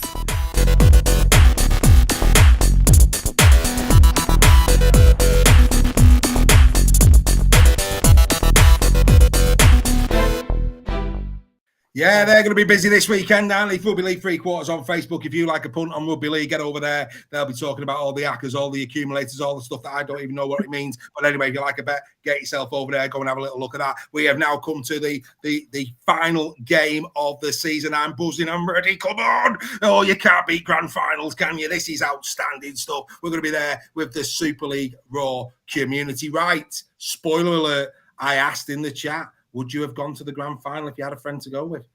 And nobody put anything in there. What an opportunity lost. Ladies and gentlemen, Super League Raw are going to give away a ticket to join us this Saturday. And you haven't took the opportunity. So what I'm going to do is this. For all of you wonderful people that are watching us tonight, this is what you're going to have to do to be in with a shout. I will do a draw tomorrow. Give it to Craig. By all means do, but no, in the spirit of honesty and openness. Right, this is what you're going to have to do, ladies and gentlemen. If you want to come with the Super League Raw family, see what it's all about. Whether you remember or not, a member could win it, of course. You will be automatically entered, members. But do me a favour, the members, just drop me a line because you might not be able to go. So drop me a line if you'd like to be included in this one. I know that the time frame is really, really short. And it's Phil Webster's watching, the winner of our quiz. You need to drop me a line, Phil. I've not got any contact details for you. I need to get your ticket to you. So will you please get us those details so I can send you your ticket. You won the quiz. You deserve to come, mate. So this is what you're going to have to do if you want to be in that draw. If you're members are automatically in, but I still want you to do what I'm going to ask non-members to do. What I'd like you to do is when we're finished tonight, I want you to share this link on Facebook to your friends and to your family. And I want you to put in the comments why they should watch us. Why should they watch us? Apparently, Rebecca Frey has said she would like the ticket. Of course she would, but unfortunately, the time has gone. So I'm not. Rebecca said she would. Well, I'll check that. Is it in there that she said she would? No, Alex Sharp said Rebecca Frey said she would. Right, Alex, I need clarity on that. Was that before or after? I need a bit of clarity. Because Rebecca could be coming.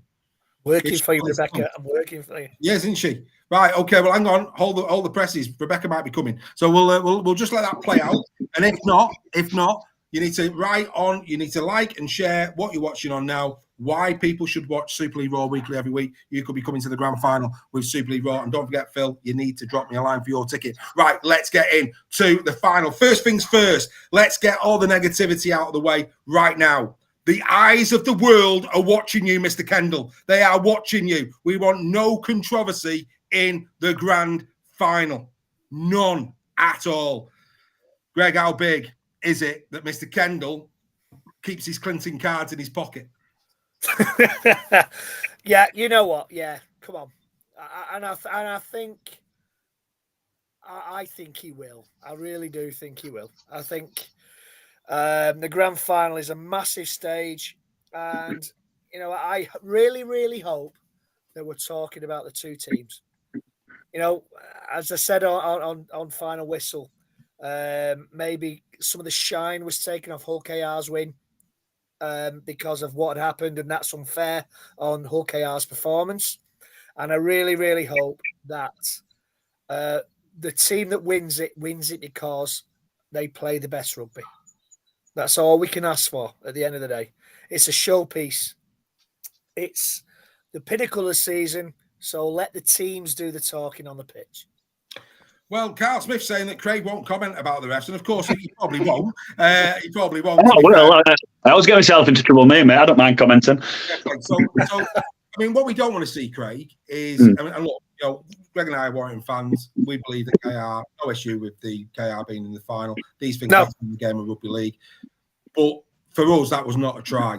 And we don't want to see, and I think most rugby league fans, if that goes up as a no try, it's a no try. What's your take on this on-field decision? I mean, should it just be, I don't know, they either give it on the field or it's up to the referee to decide yes or no? Because if it was a yes or no decision, I don't think the referee gives the try. So does that need to change? And how much are you praying for the good of the game that we don't have any controversy like that on Saturday? It's a double-edged sword for me, because if there were no cameras there, what decision would he have given? He sent it up as a try. I think the actual laws of the game doesn't actually specify that you need to see the ball grounded. I think if his body's there, the referee can make the decision based on what he thought he'd see, or what he thought it might have happened, or what he thought he'd see. So if there's no cameras there and that goes up as a try, then nobody's even talking about it. For me, the actual rule of sending it up as a try or a no try needs to finish. I've never been a fan of that. I think if you're not sure, send it up and you say, right, you've got 6-8 cameras, however many cameras that are there. Have a look at it and see if you can see if it's grounded. And it's not. Look, I know it was a big game, it was a semi-final, but it's not the only time it's happened this year.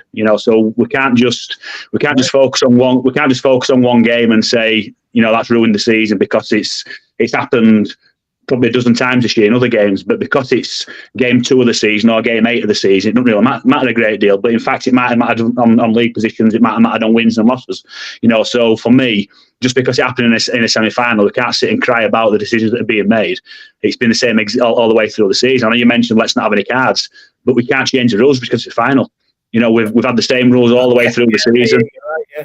We can't just change the rules on the last game of the season based on all the other games being refereed exactly the same way. And we've all talked about it all season that we think it's been a bit too far-fetched, and the way the game's gone, players are overprotected now, and I see it with talking about the insurance for the game. We can't have a game without insurance, and there needs to be changes made. I get that, but I think my personal opinion as an individual, as a rugby fan, it's gone too far. I think there's a difference between accidental. There's a difference between somebody coming out of the line with a stiff arm swinging and take somebody's head off, or with an elbow, whatever it is. If it's just a slight technique or technicality issue, that's the difference between actually shooting out of the line and trying to take somebody's teeth out of the mouth. That's completely different to me. But we can't referee the game any differently because it's a final. And for me, the decision last week from the referee, I didn't have any issue with it. He gave the decision based on what he needed to do as a referee. So I'm not going to complain. And for me, again, I've always said, I've always tried to take referees out of the equation. Referees don't knock on, referees aren't offside, referees don't kick the ball out on the full, referees don't miss tackle. So if a referee makes one mistake in a game, there's 1,000 other areas of the game where your players as individuals and collectively can make a difference to the outcome of that game. So one issue, although it might have had a big impact on that game, there's been 1,000 other issues during that game that could have impacted on the outcome of the game as well. So take the referee out of the equation. Let's not make excuses and crack on. Fair enough. There you go. And be careful here, Craig, because people will be wanting you back every week. Alex Sharp. Well, you're welcome back. LINGARD this evening. Alex Gibbs saying you're a top bloke. Happy days. Listen, mate, I'm going to have to come back because I didn't realise that we could drink while we were doing it. So absolutely. I've got to come back and I've got to crack some cans of Guinness open, and I'll probably get more honest. I'll get more honest as the evening goes on, then, mate. Maybe it's better you don't, Craig. Bring Tex with you, and that'll be comedy gold. Happy days.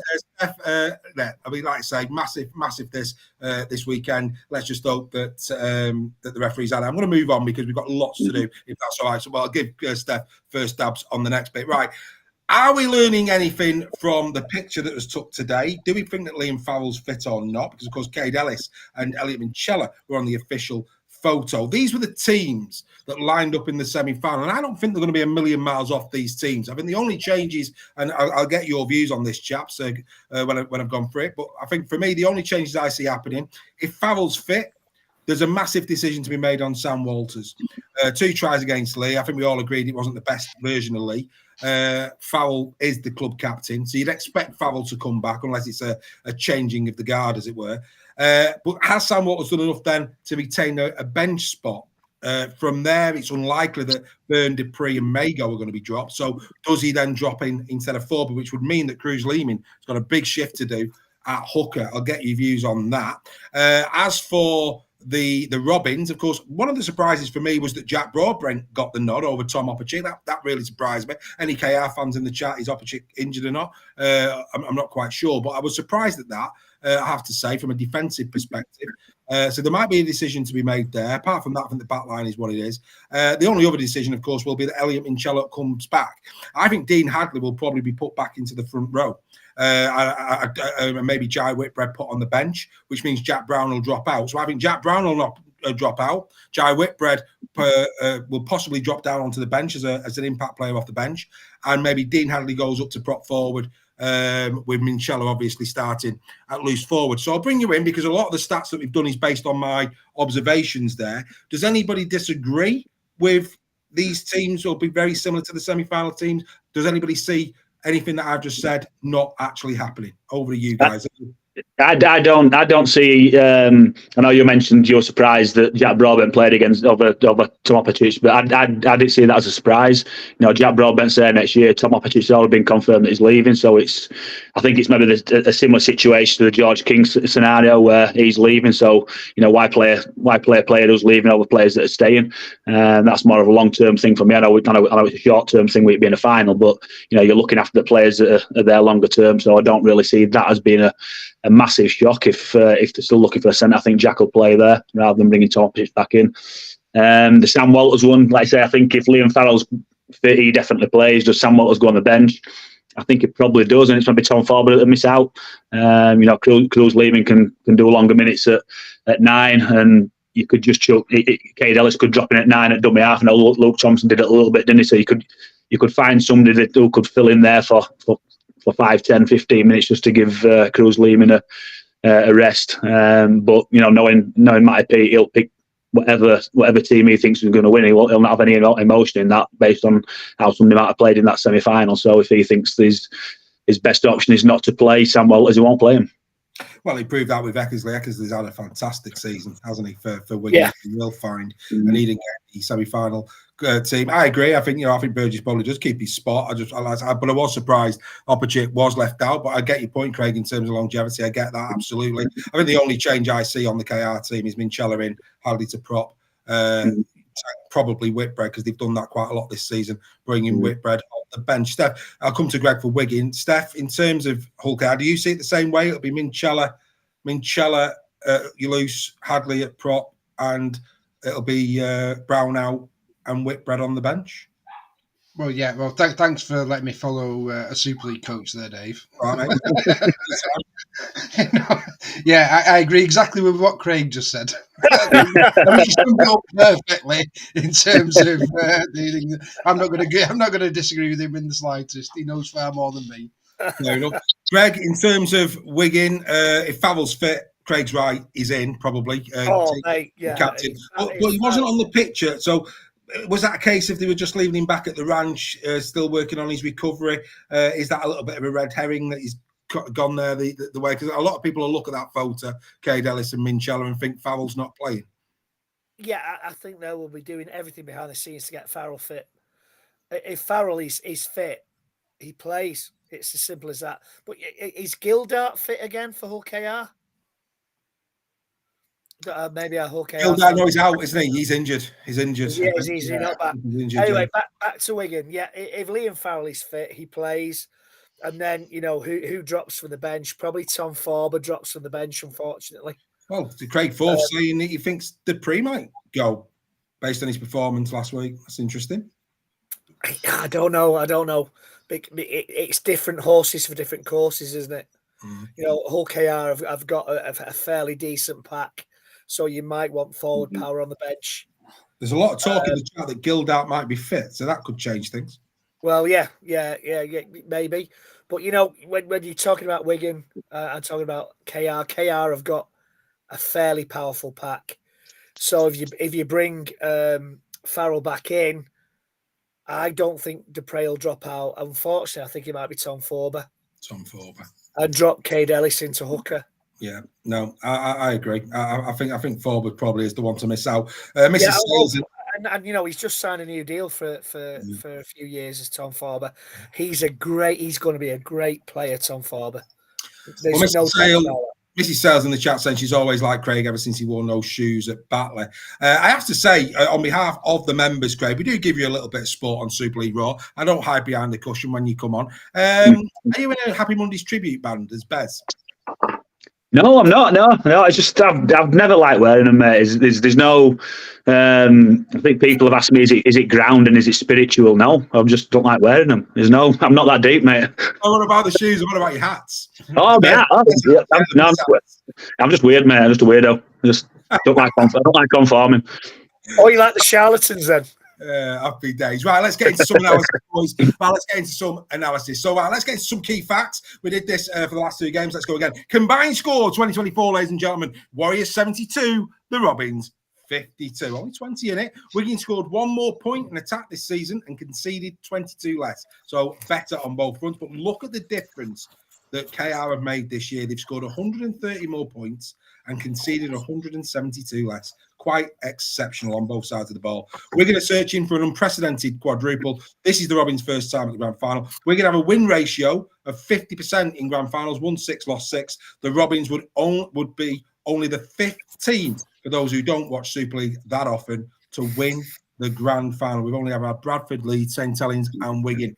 Hull KR could make history this Saturday, which would be very interesting indeed if they did. Right, let's get into the head-to-head then. 2-1 for the Wigan Warriors this season, of course, with that Challenge Cup win. Just go through the results. KR got off to a flyer in game 1, 26 points to 10 win. Then it was a 24-20 win for the Wigan Warriors, and then that Challenge Cup game. Of course, the 2024 was the one a couple of weeks ago at the Brick. And let's not forget Doncaster, 38 points to 6. And the Warriors really did put on a show that day. Warriors coming on a 5-game winning streak. Just that loss to the Warriors troubling KR. Last year's positions, 1st and 4th. This year, 1st and 2nd. A brilliant improvement. Look at this, guys. Look at this. The average score, the average for 27 points scored Wigan, 26 KR, and both average conceding 12. 1 point in it. Wow. If that doesn't make our mouth salivate for what could be an incredible grand final, I don't know what would. These two are so close. Wigan, of course, go in favourites 2-5. The Robins are 9-4. Right, I'll just take you through the last bit of stats and then we'll have a little chat about where we see those stats. 131 tries Wigan have scored this year, 135 KR. Look at the tackle efficiency. A little bit better for Wigan, but only 0.5. Incredible. Look at the tackle bust averages, just 0.1.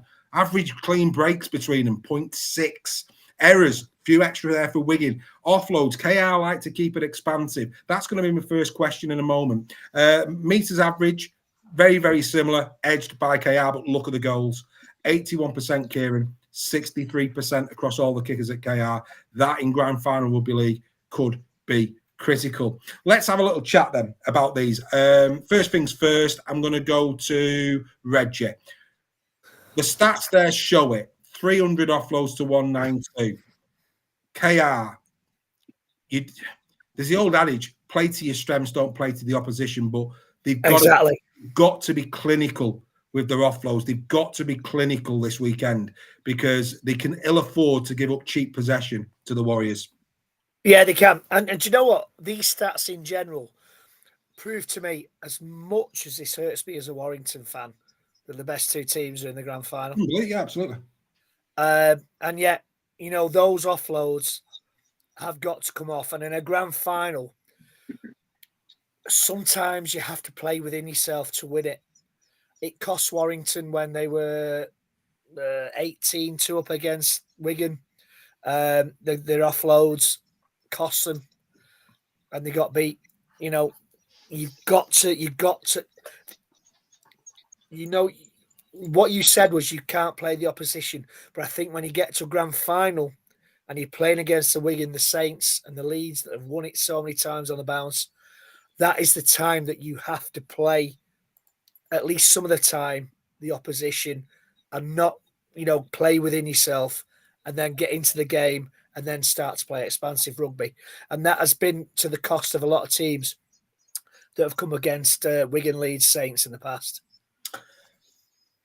Steph, because I want that makes sense. Yeah, it did. Yeah, I want Craig's view on this in terms of just at high level in terms of the two teams in a minute. Yeah. We spoke last week. You said Josh Fewlis needed to put a seat on the bus for his boots. Didn't work out that way. I got a bit of sport, a bit of egg on me. There was no egg on the face where Super League Raw was concerned. Warrington went into that game with a far better kicking percentage, far better. It just didn't play out that way. That's it. That happens. It's sport. But Warrington have got far better kicking stats this year. And Wigan go into this final exactly the same way. A massive disparity between the accuracy of the Wigan's kicks and the accuracy of KR's kicks. Now, this could be, and it wasn't last week, but again, it is something to discuss. Over to you. I mean, could kicking be the difference? I mean, I don't know if you saw it, but there's 1 point difference, mate. I don't know if you saw this, but the difference, look at the attack and defence. Both are averaging the same conceding in every game. Just 1 point difference, 27 to 26. That's how tight it is. Goal kicking. I mean, we saw Harry Smith give a masterclass in the World Club Championship. We saw him give a masterclass in last year's grand final. How important could it be, Bank? Well, Craig mentioned it earlier in terms of signing Reece Martin for OKR for next season. The reason they're doing that, one of the main reasons, is for his goal kicking. That is one of the weak links in OKR. But I don't think last week that was a factor. There was only one goal kicked in the whole game, wasn't there? Fewlis have won it. They kicked one. It could be a factor. 100%, it could be a factor in this game. Harry Smith, I think more Harry Smith's in play kicking is a bigger factor than the actual goal kicking for me, because we all know how he can control a game. It's so intriguing, but it's great that the best two sides are there. There's nothing to split these two teams on the day. It's just, for me, about who turns up for the occasion, and for that reason, you've got to side with Wigan in terms of that experience of big game mentality. Like Reggie always says, Wigan always find a way. But like I've said many times before, sometimes miracles do happen. And what a story Hull KR are. As someone who's a Lee Leopards fan, who's been through it all, we were in, we were playing in Blackpool, OKR and Lee, against each other not so long ago in the Summer Bash. Now with two teams who are playing in the playoffs. OKR story is amazing, from Craven Street to their attendances, and it's such a good story. I think from a neutral perspective, and it's not a Lee Wigan bias whatsoever, we've all said we want a team that's not won it to win the grand final, and there'd be nothing better for the sport. But for me, I think the biggest thing with this is it looking like it's going to be a sellout. Two huge crowds going to be going watching this game. So let's see what's going to happen. Fantastic, outstanding. Yeah, I agree. I think it could be absolutely marvellous. Before we come to Craig to get the coach's insight into this one, we've seen who has won the Super League Raw Player of the Year. That, of course, is Mikey Lewis. But, of course, last year it was one Mr. Bevan French. He's a bit of a player.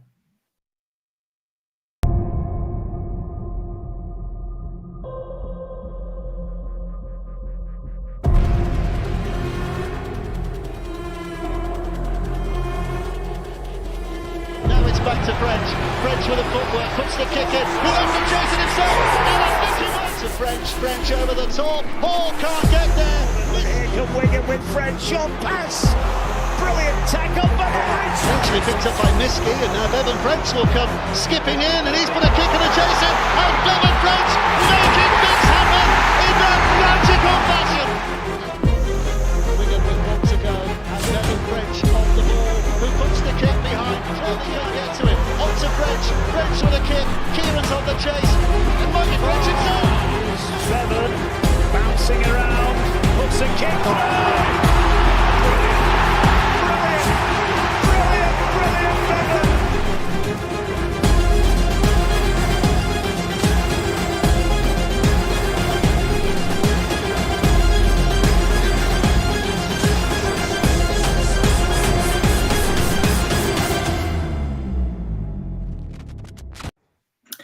Craig, Bevan French. At the end of the day, often we think of Bevan French as a runner.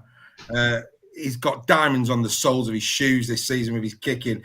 On the Final Whistle podcast, which is a podcast we do on a Sunday with our Team Talk members, Alex Sharp summed it up perfectly. He's playing like a kid in the playground. And I don't think it could have been said any better. Not that I like giving Alex plaudits, but I will give him that one. But yeah, as a coach, let's do Wigan first. You're the coach of Hull KR going into this game. What's your message to your players in terms of the threats of Wigan and how to handle them? Wigan, they're a strange team of Wigan because they are, and this is going to sound really, really weird to say because you don't want to be disrespectful to anybody at all. I'm not being disrespectful here, but you know what Wigan are going to do. You know what style Wigan are going to play. You know what structure they're going to play. You know what point they're going to set up on the field. You know what shape they're going to play. But they do it that well. It's really difficult to stop. And then on the back of that, you've got Bevan French, you've got Jai Field who can score a try out of absolutely nothing. So you think you've got the shape sorted out. You know what players are going to come, but then before you know it, they've broke through, or Bevan French or Jai Field have put a little bit of a step on, or got up. You can't defend against pace, and both of them have got pace in absolute abundance, and it's really, really difficult to defend against them. What we're going to do is they know what they want to do. They've got a real. They've got a DNA, and everybody who plays for Wigan, whether it's through the scholarship, the academy, the reserves, the first team, they know what's expected of them, and they hold themselves to a high standard, and they hold themselves to a high standard off the field, and how they deal with people, and how respectful they are, and how classy they are off the field. And everybody who's involved with that Wigan club know what they need to do, and they know that if they don't do their job, they're going to be out of the team. And that for me is the ultimate level of where you need to be as a rugby league team. And I think the closest way we've got over here to Penrith at the minute in Australia is Wigan. I think the way that Wigan run off the field, the way that they run on the field, they hold themselves to the highest standards, and more often than not, they deliver. So it's going to be really, really difficult for KR. And I think that for me, it seems really predictable and really easy to say, but Bevan French is the key. If you keep him quiet, then you go a long way to winning the game, because I think the forwards pretty much cancel themselves out. I can't see either forward pack having much of a win over the other one. I think they'll cancel themselves out, and then it's your unpredictable players. It's your Mikey Lewis, it's your Bevan French, it's your Jai Fields, people like that. Which one's going to pull something out? Because we've seen defences on top conceding an average of 12 points a game all the way through the season. I think as a coach, if you concede less than 16 points in the game, you're going to win more games than you're going to lose, because you back yourself to score 18 points. So we know that defence are going to be on top. I think Wigan, if I'm right, Wigan had 3 clean sheets in the last 3 games. So Wigan, they know how to win tournaments, they know how to win competitions, and they're peaking at the right time of the season. And their mentality is to get right for this final game of the season. So there's absolutely no doubt. I know we talked about maybe Lee not being on it, the game too far for Lee last week. I think that's being disrespectful to Wigan about how well they're prepared and how well they're on it at this stage of the season. They've done it too many times for it to be a fluke. And I think they're too good at this stage of the season not to win. Right, well, we're not doing predictions just yet. Let's keep the pot half full in terms of joy for the KR fans, Greg. If KR are going to win this, how do they win it? KR win it by playing like they've done all season. You can't, like I said earlier on, you can't referee a game different because it's a grand final. You can't play a game different because it's a grand final. they've got to play to their strengths. We talked about the 300 offloads, but I think how they've done that, I think they've still completed at well over 80% this year of LKR. So they're playing to a bit of a structure, but they're playing with that freedom within that structure as well. So they like the second phase stuff, but it's controlled. And again, that's testament to Willie Peters, is that he's got his LKR team drilled, that they're making the right decisions at the right time all the time. They've been consistent from pretty much day one of the season all the way through to now. So I think for KR, they've got to defend like they've done all season.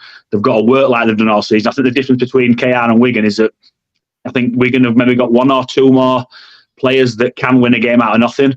Whereas I think KR, for me, like we mentioned earlier, they have got the players that go under the radar. They do the little stuff that nobody else wants to do, and they've got a lot of people that do that.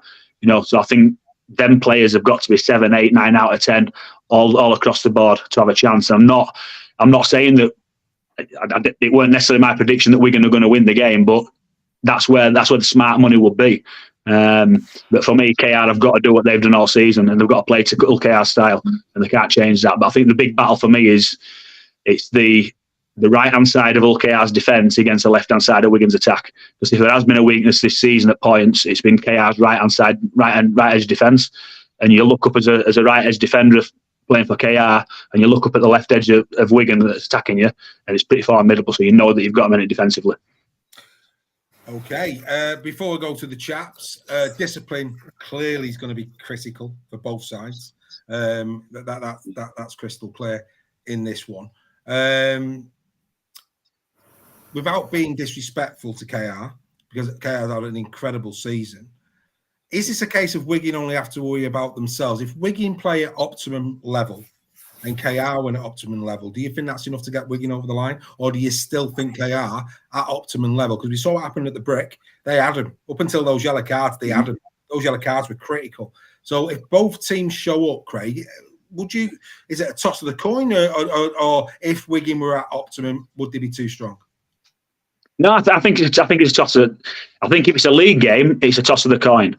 I think because it's a grand final and Wigan know how to prep for a grand final. I know KR have had some bigger occasions lately, but Wigan know how to prep for a grand final.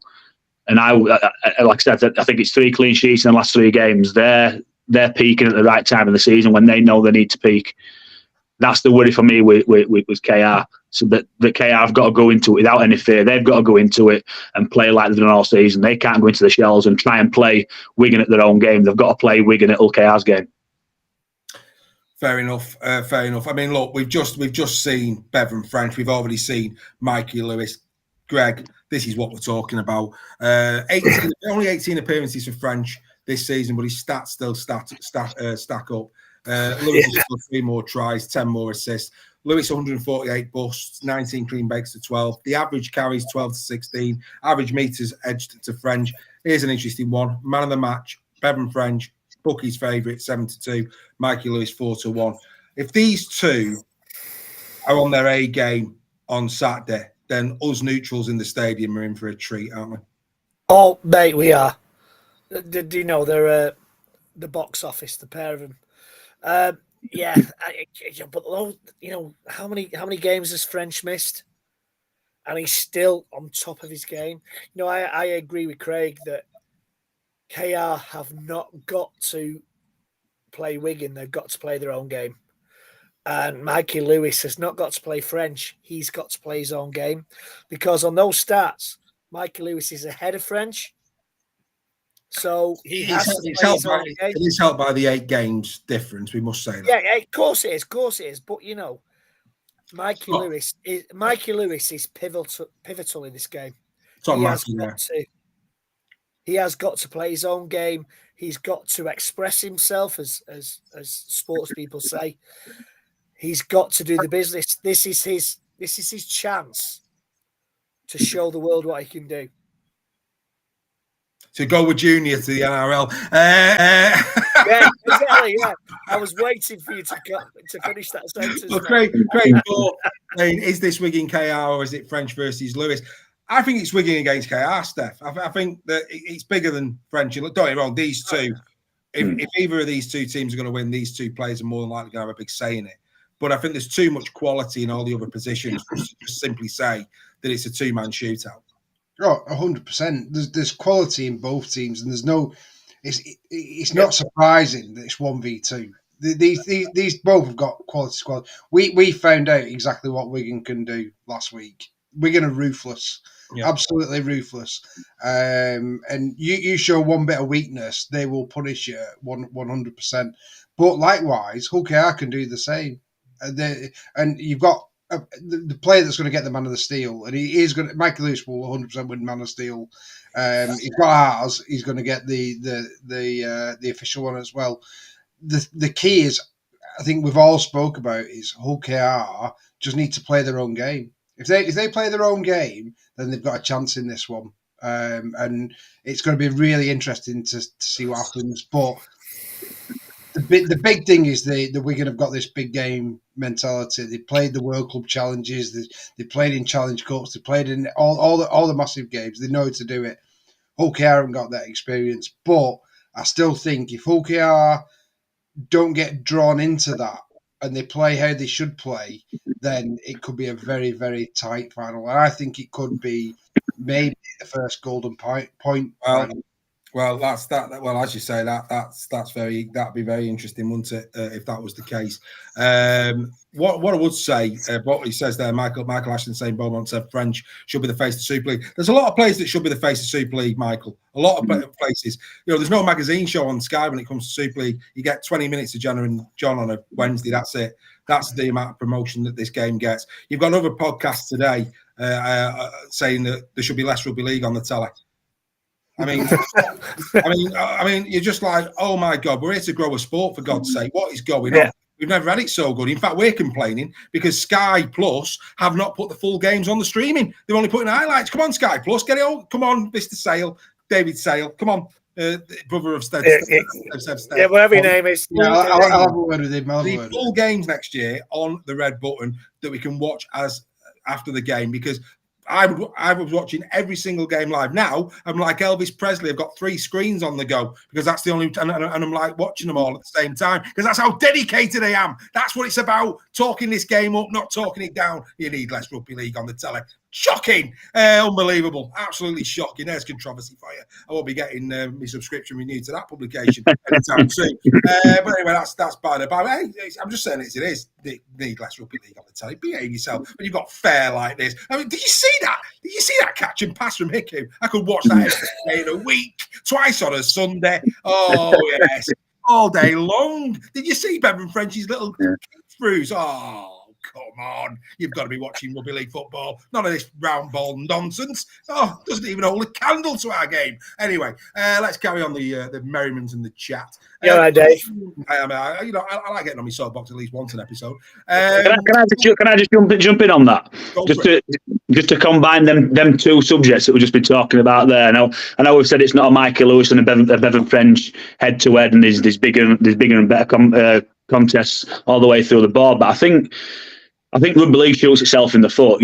We don't promote ourselves well enough, and what we should be doing, we should be plastering Michael Lewis and Bevan French head to head all across Sky, all across your billboards, all across TV, all across publications, and this should be an head to head that we should be publicising. Rugby league don't do it enough, and I go back to the 2019 grand final when Saints won it on the last kick and scored. Yeah. After the ultra, that were rugby league's Aguero moment, and we heard nothing about it. There were absolutely nothing heard about it. That the most exciting finish of any game of any season in rugby league that finished on the last play of the game after the hooter, after all the competitions, after all the games. That was rugby league's Aguero moment, and we did nothing about it to publicise that as a sport. We should have been plastering that all over TV, and we should be doing that this week. That was COVID as well, Craig, in an empty stadium, wasn't it? You're absolutely spot on there, mate. And I think Derek Beaumont mentioned it as well in terms of we should be plastering Bevan French over everywhere. And exactly. We don't celebrate this. We don't celebrate the talents that we've got. We do not do it, and it's absolutely because we've got some of the greatest superstars. The greatest, and ones that my kids, these are their superstars. And we should be absolutely celebrating it everywhere. And that's where Rugby League really lets it down for me. Yeah. Great stuff. Phil Webster's got in touch. Well done, Phil. Can I just say hello to our friends at Kinetic Rugby League? Good evening to you, gentlemen. Reggie, over to you. Yeah, see, Craig had said Solskjaer rather than Aguero. Anyway, we're not talking about Rambo on this podcast, but look, this is it. He's right.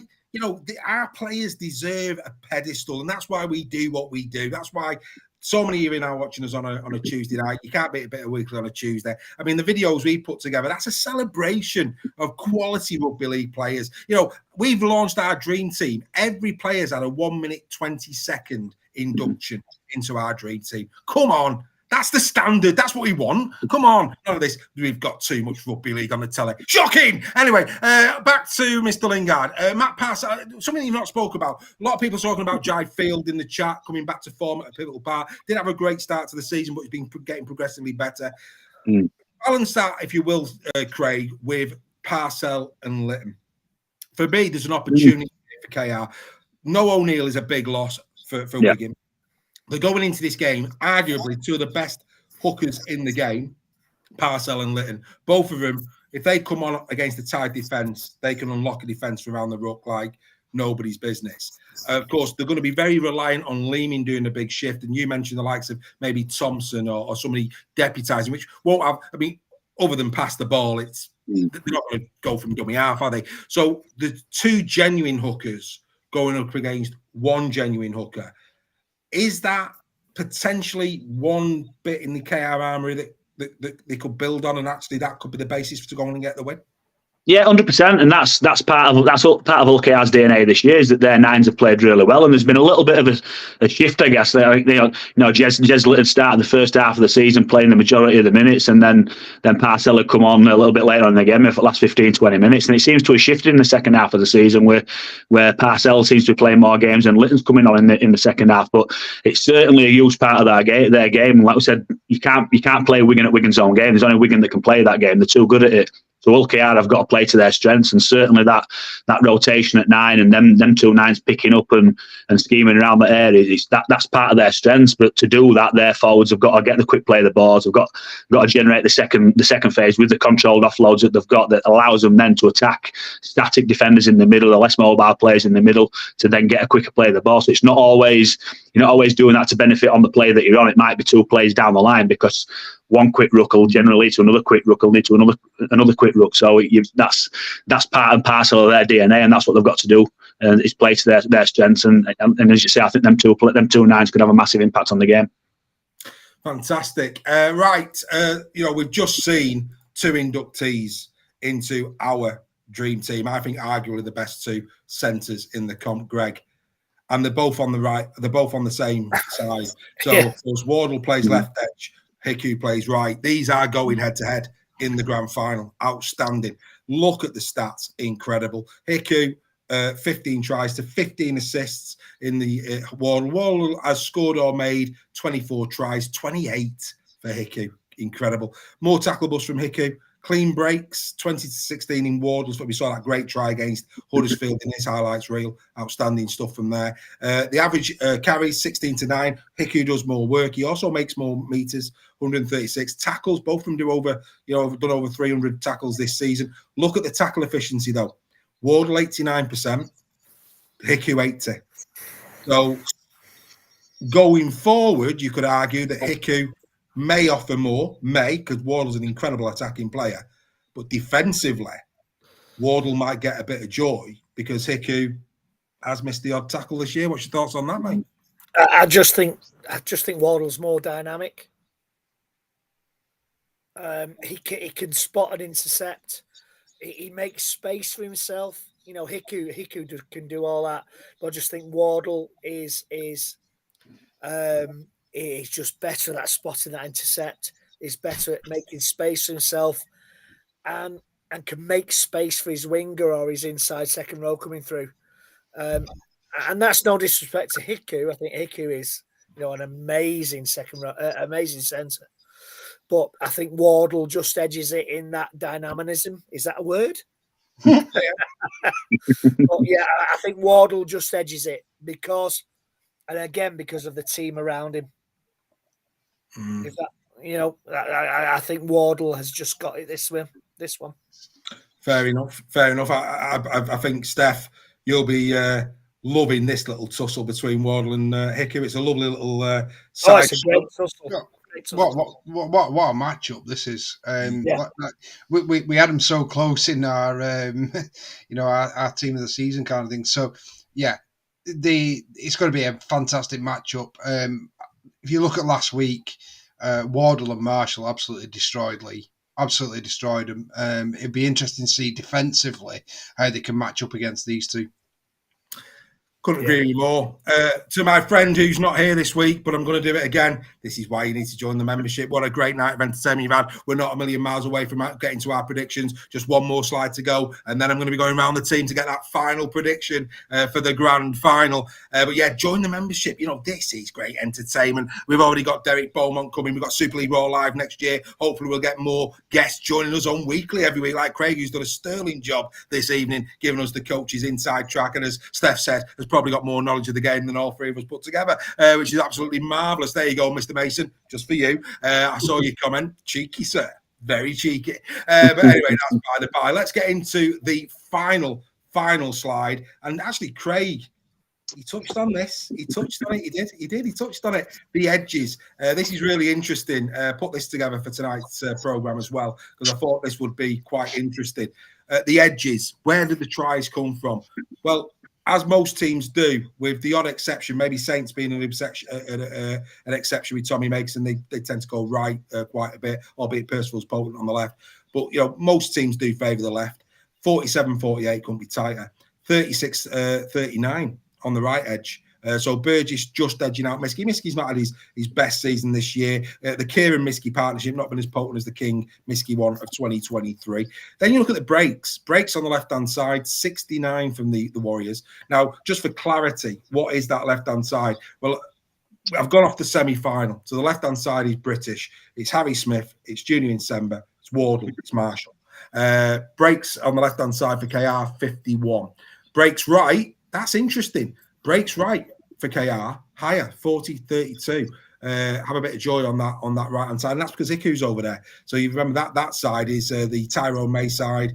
It's the Bachelor side, Hiku and Burgess, 40 over on that side. Tackle efficiencies, 89.2 on the left for Wigan, 86.5 for Hull KR on the left, of course, but it's the right edge of defence. If you're going to favour the left, it's the right edge of defence. And actually, KR do well there, 85.5 across their players to 84.9. I don't know what you can make of that. What I think it demonstrates is that they've both got very similar game styles in terms of how they shift the ball left and right. They have the same type of output left and right. It's interesting. Any thoughts on that, anyone? I think look at Miskey in the semi-final. Miskey got caught by Lachlan Land, didn't he? He's not looked the same player for me as he did last year when he outscored Marshall. So I think that's somewhere where potentially Hull KR could target for me. If there's one bit of weakness, I think in Wigan, not saying that Miskey's a bad player by any means, but I think that's something that it'd be interesting to hear Craig's view on it. But if I was a coach, I would be looking at that semi-final and going, that's potentially one area where we could dominate. And I'll lead into that with Craig if I may. Absolutely. I think defensively this season, the Kieran side, the right edge with Miskey, hasn't looked as assured. And of course, we know that's where the heavy artillery is for Hull KR. We talked about the hookers, Craig. If KR are going to win it, it's a bit of balance off because Burgess has gone on the right. But do you think that left edge of attack of KR holds the key?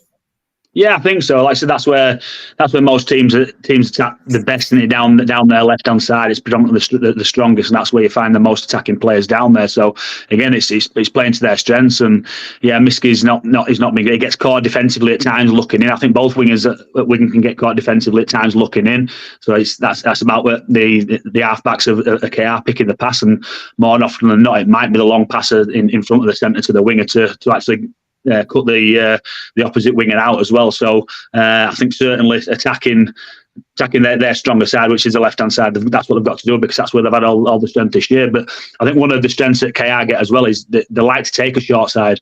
It's not always the big right to left shift or the big left to right shift. Quite often it's a stepping out from round about a scrum line and jumping down short side and looking for lazy defenders or defenders that have switched off. And they do get a lot of joys taking short sides, and really short sides, like proper skinny short sides as well. So the short side edge defenders are we're going to have to be switched on with that one. Right. Try to unwrap this as much as possible. I'm going to go to Greg first. Just to clarify the try scoring. Interesting. Marshall 27. Miskey scored 11. That's 38 combined. Hall and Burgess 14 and 13, 27 combined. We're now going to predict, and then we're going to bring this brilliant show to an end. We hope you've enjoyed it. And Rebecca did say she'd go, so I still want you to go and put there'll be plenty of prizes coming out next year and throughout the winter. But Rebecca, if you can make the grand final, you've just got yourself a ticket, courtesy of Super League Raw. So you need to let me know if you're definitely coming. These are gold dust, Rebecca. Gold dust. That's what they are. So only accept if you can come. But if you can, I will get that ticket to you. You can meet us at the Piccadilly Tap, 1:30. Come and meet new friends, because let me tell you now, this community, go and have a look on our Facebook page. Look at the photos that have been taken all year. It's a community. You'll be in safe hands. You'll love it. You'll absolutely love being a part of our community. Do come and watch. Albeit, obviously, you've got to contend with Greg. His face said it all, didn't it? But anyway, that's bad. Your face then? What was all that about? Anyway, Rebecca said she would come. So, Rebecca, you send me through Patreon. Send me your details, your telephone number through Patreon. I'll give you a call tomorrow and we'll get it all sorted and we'll get that done. But you are now going to the grand final, courtesy of Super League Raw. It's worth tuning in for. You never know when a prize is going to come. There you go. And of course, we've also got Phil Webster who's contacted me as well. They'll be with us as well. Looking forward to being with the community. Keep your eye on our Facebook page. We'll let you know where we are. Come and say hello. Outstanding stuff. Right, John, of course, and when his missus coming, he's looking forward to Saturday as well. Right, here we go. Crunch time. Gary Schofield's gone Wigan by 14. Joel Scholes has gone Wigan by 1-8. The fans forum have gone Wigan by 9-17. Should we pay any credit to any of that? Well, let's go to the prediction league. And as you can see, I've won for the second time in 4 years. Oh, yes, the crown is mine. 423 points this season for me. Gary Schofield, 401. He can still be caught. But, well, actually, he can't. So, Joel, if you want to have a chance of winning second spot, you're going to need to change your prediction to Hull KR. It's the only way you can do it, mate, because you need 5 points. You get 5 points, you will top up Mr. Schofield. So if you want to change that, I'll allow you to change that, no problem. Greg, at best, you can catch Joel.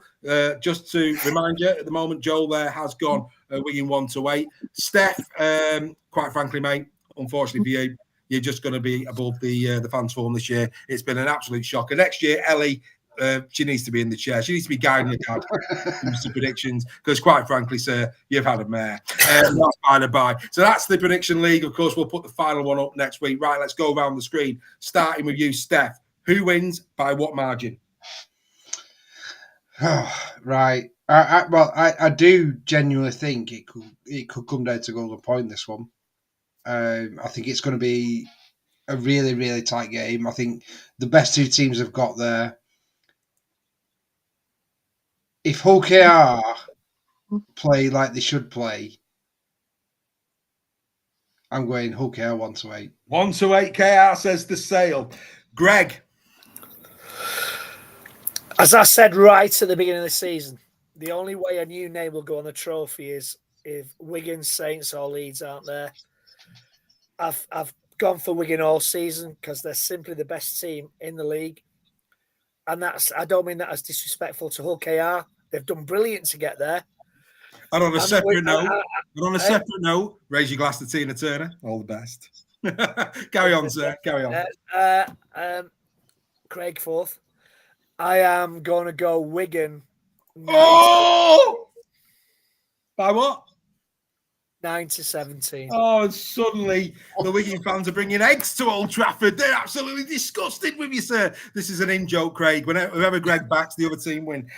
So that's Oh dear, all the Wigan fans are absolutely. Anyway, here we go. Street parties in East. Street parties in. I should take that mantle though now, being the worst in the.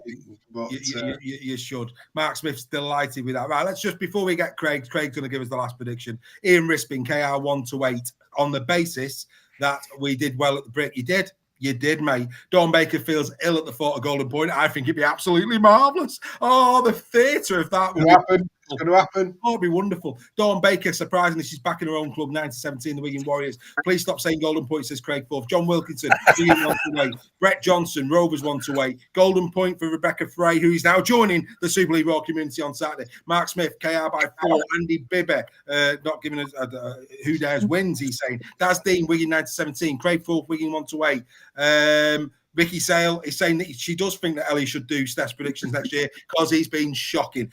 Peter Mason, Wigan by 16-22. As always, Peter's making up his own rules. Simon Kendrick, Wigan by 12+. Simon, we do 1-8, 9-17 and 18+, sir, just for next season, just so you know.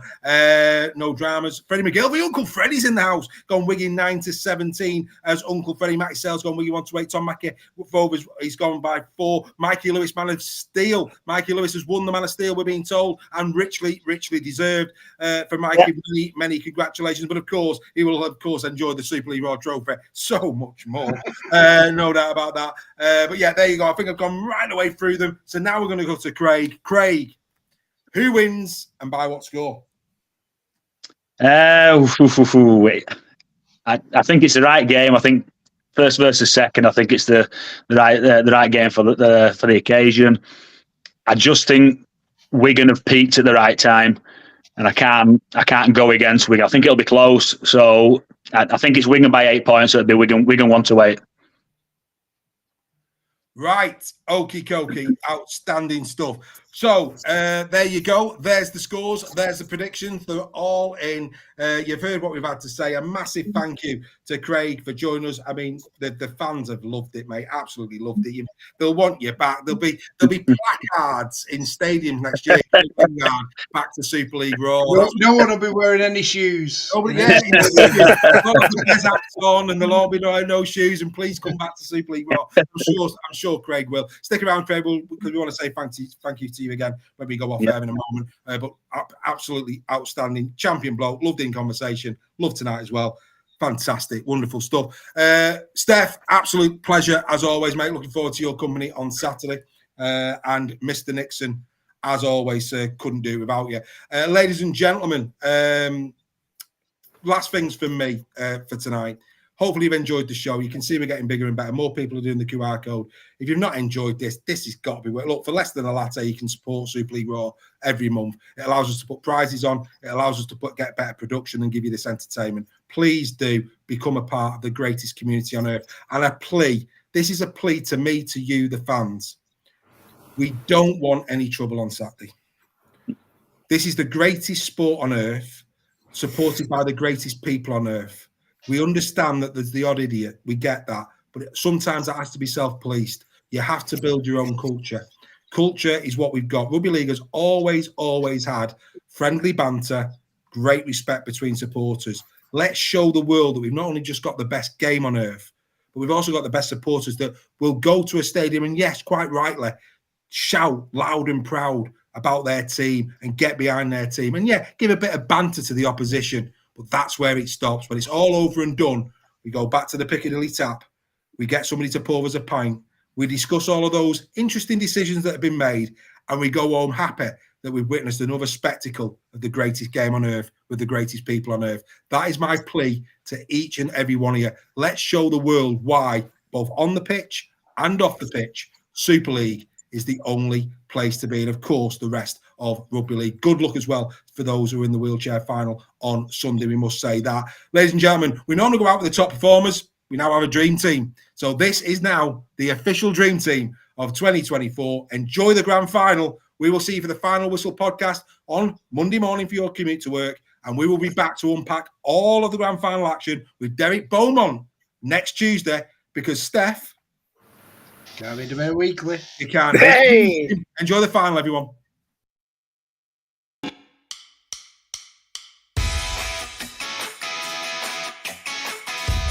Drinkwater helps it out to Williams, and then a lovely little pass, and Duffy's suddenly sailing through, and Duffy's got support, but he doesn't need it. He was sailing underneath the sticks. The counter punch, French into the line, gets it away, checks it, flick pass! Oh, what a finish! What a finish, Marshall! Here Kevin Wilson pounces on the loose ball. His first try in the red and white of Hull Kingston Rovers. Harry Smith putting the kick behind Busito, and into the hands of Marshall. Quickness of mind, brilliance of hand, and the coolest of finish. Rewarded. By Williams, they might play on here. Ashton's got it. Ashton's got it. It's away. Only the fullback to make. Ashton will score. John Hayes brave there, taking on Mike McMeekin. Oh, brilliant from Williams! Absolutely brilliant from the England captain! This last play, Tyrone May, and a little step back on the inside by Mikey Lewis, and Mikey Lewis, would you believe it? Well, if you've been watching them all season, you would believe it. Houghton goes to the left-hand side of Essay!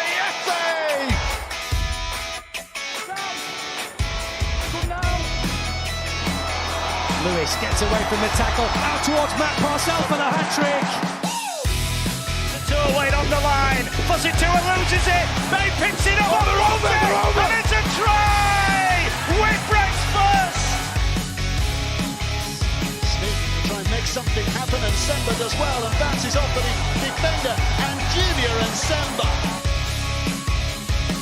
Little kick over the top by Lockie Miller. The leap, but that finishes it. Reece Martin looking to get things on. Minchella's running back at Busquets because he wasn't square. Wow, that's clever play from Elliot Minchella.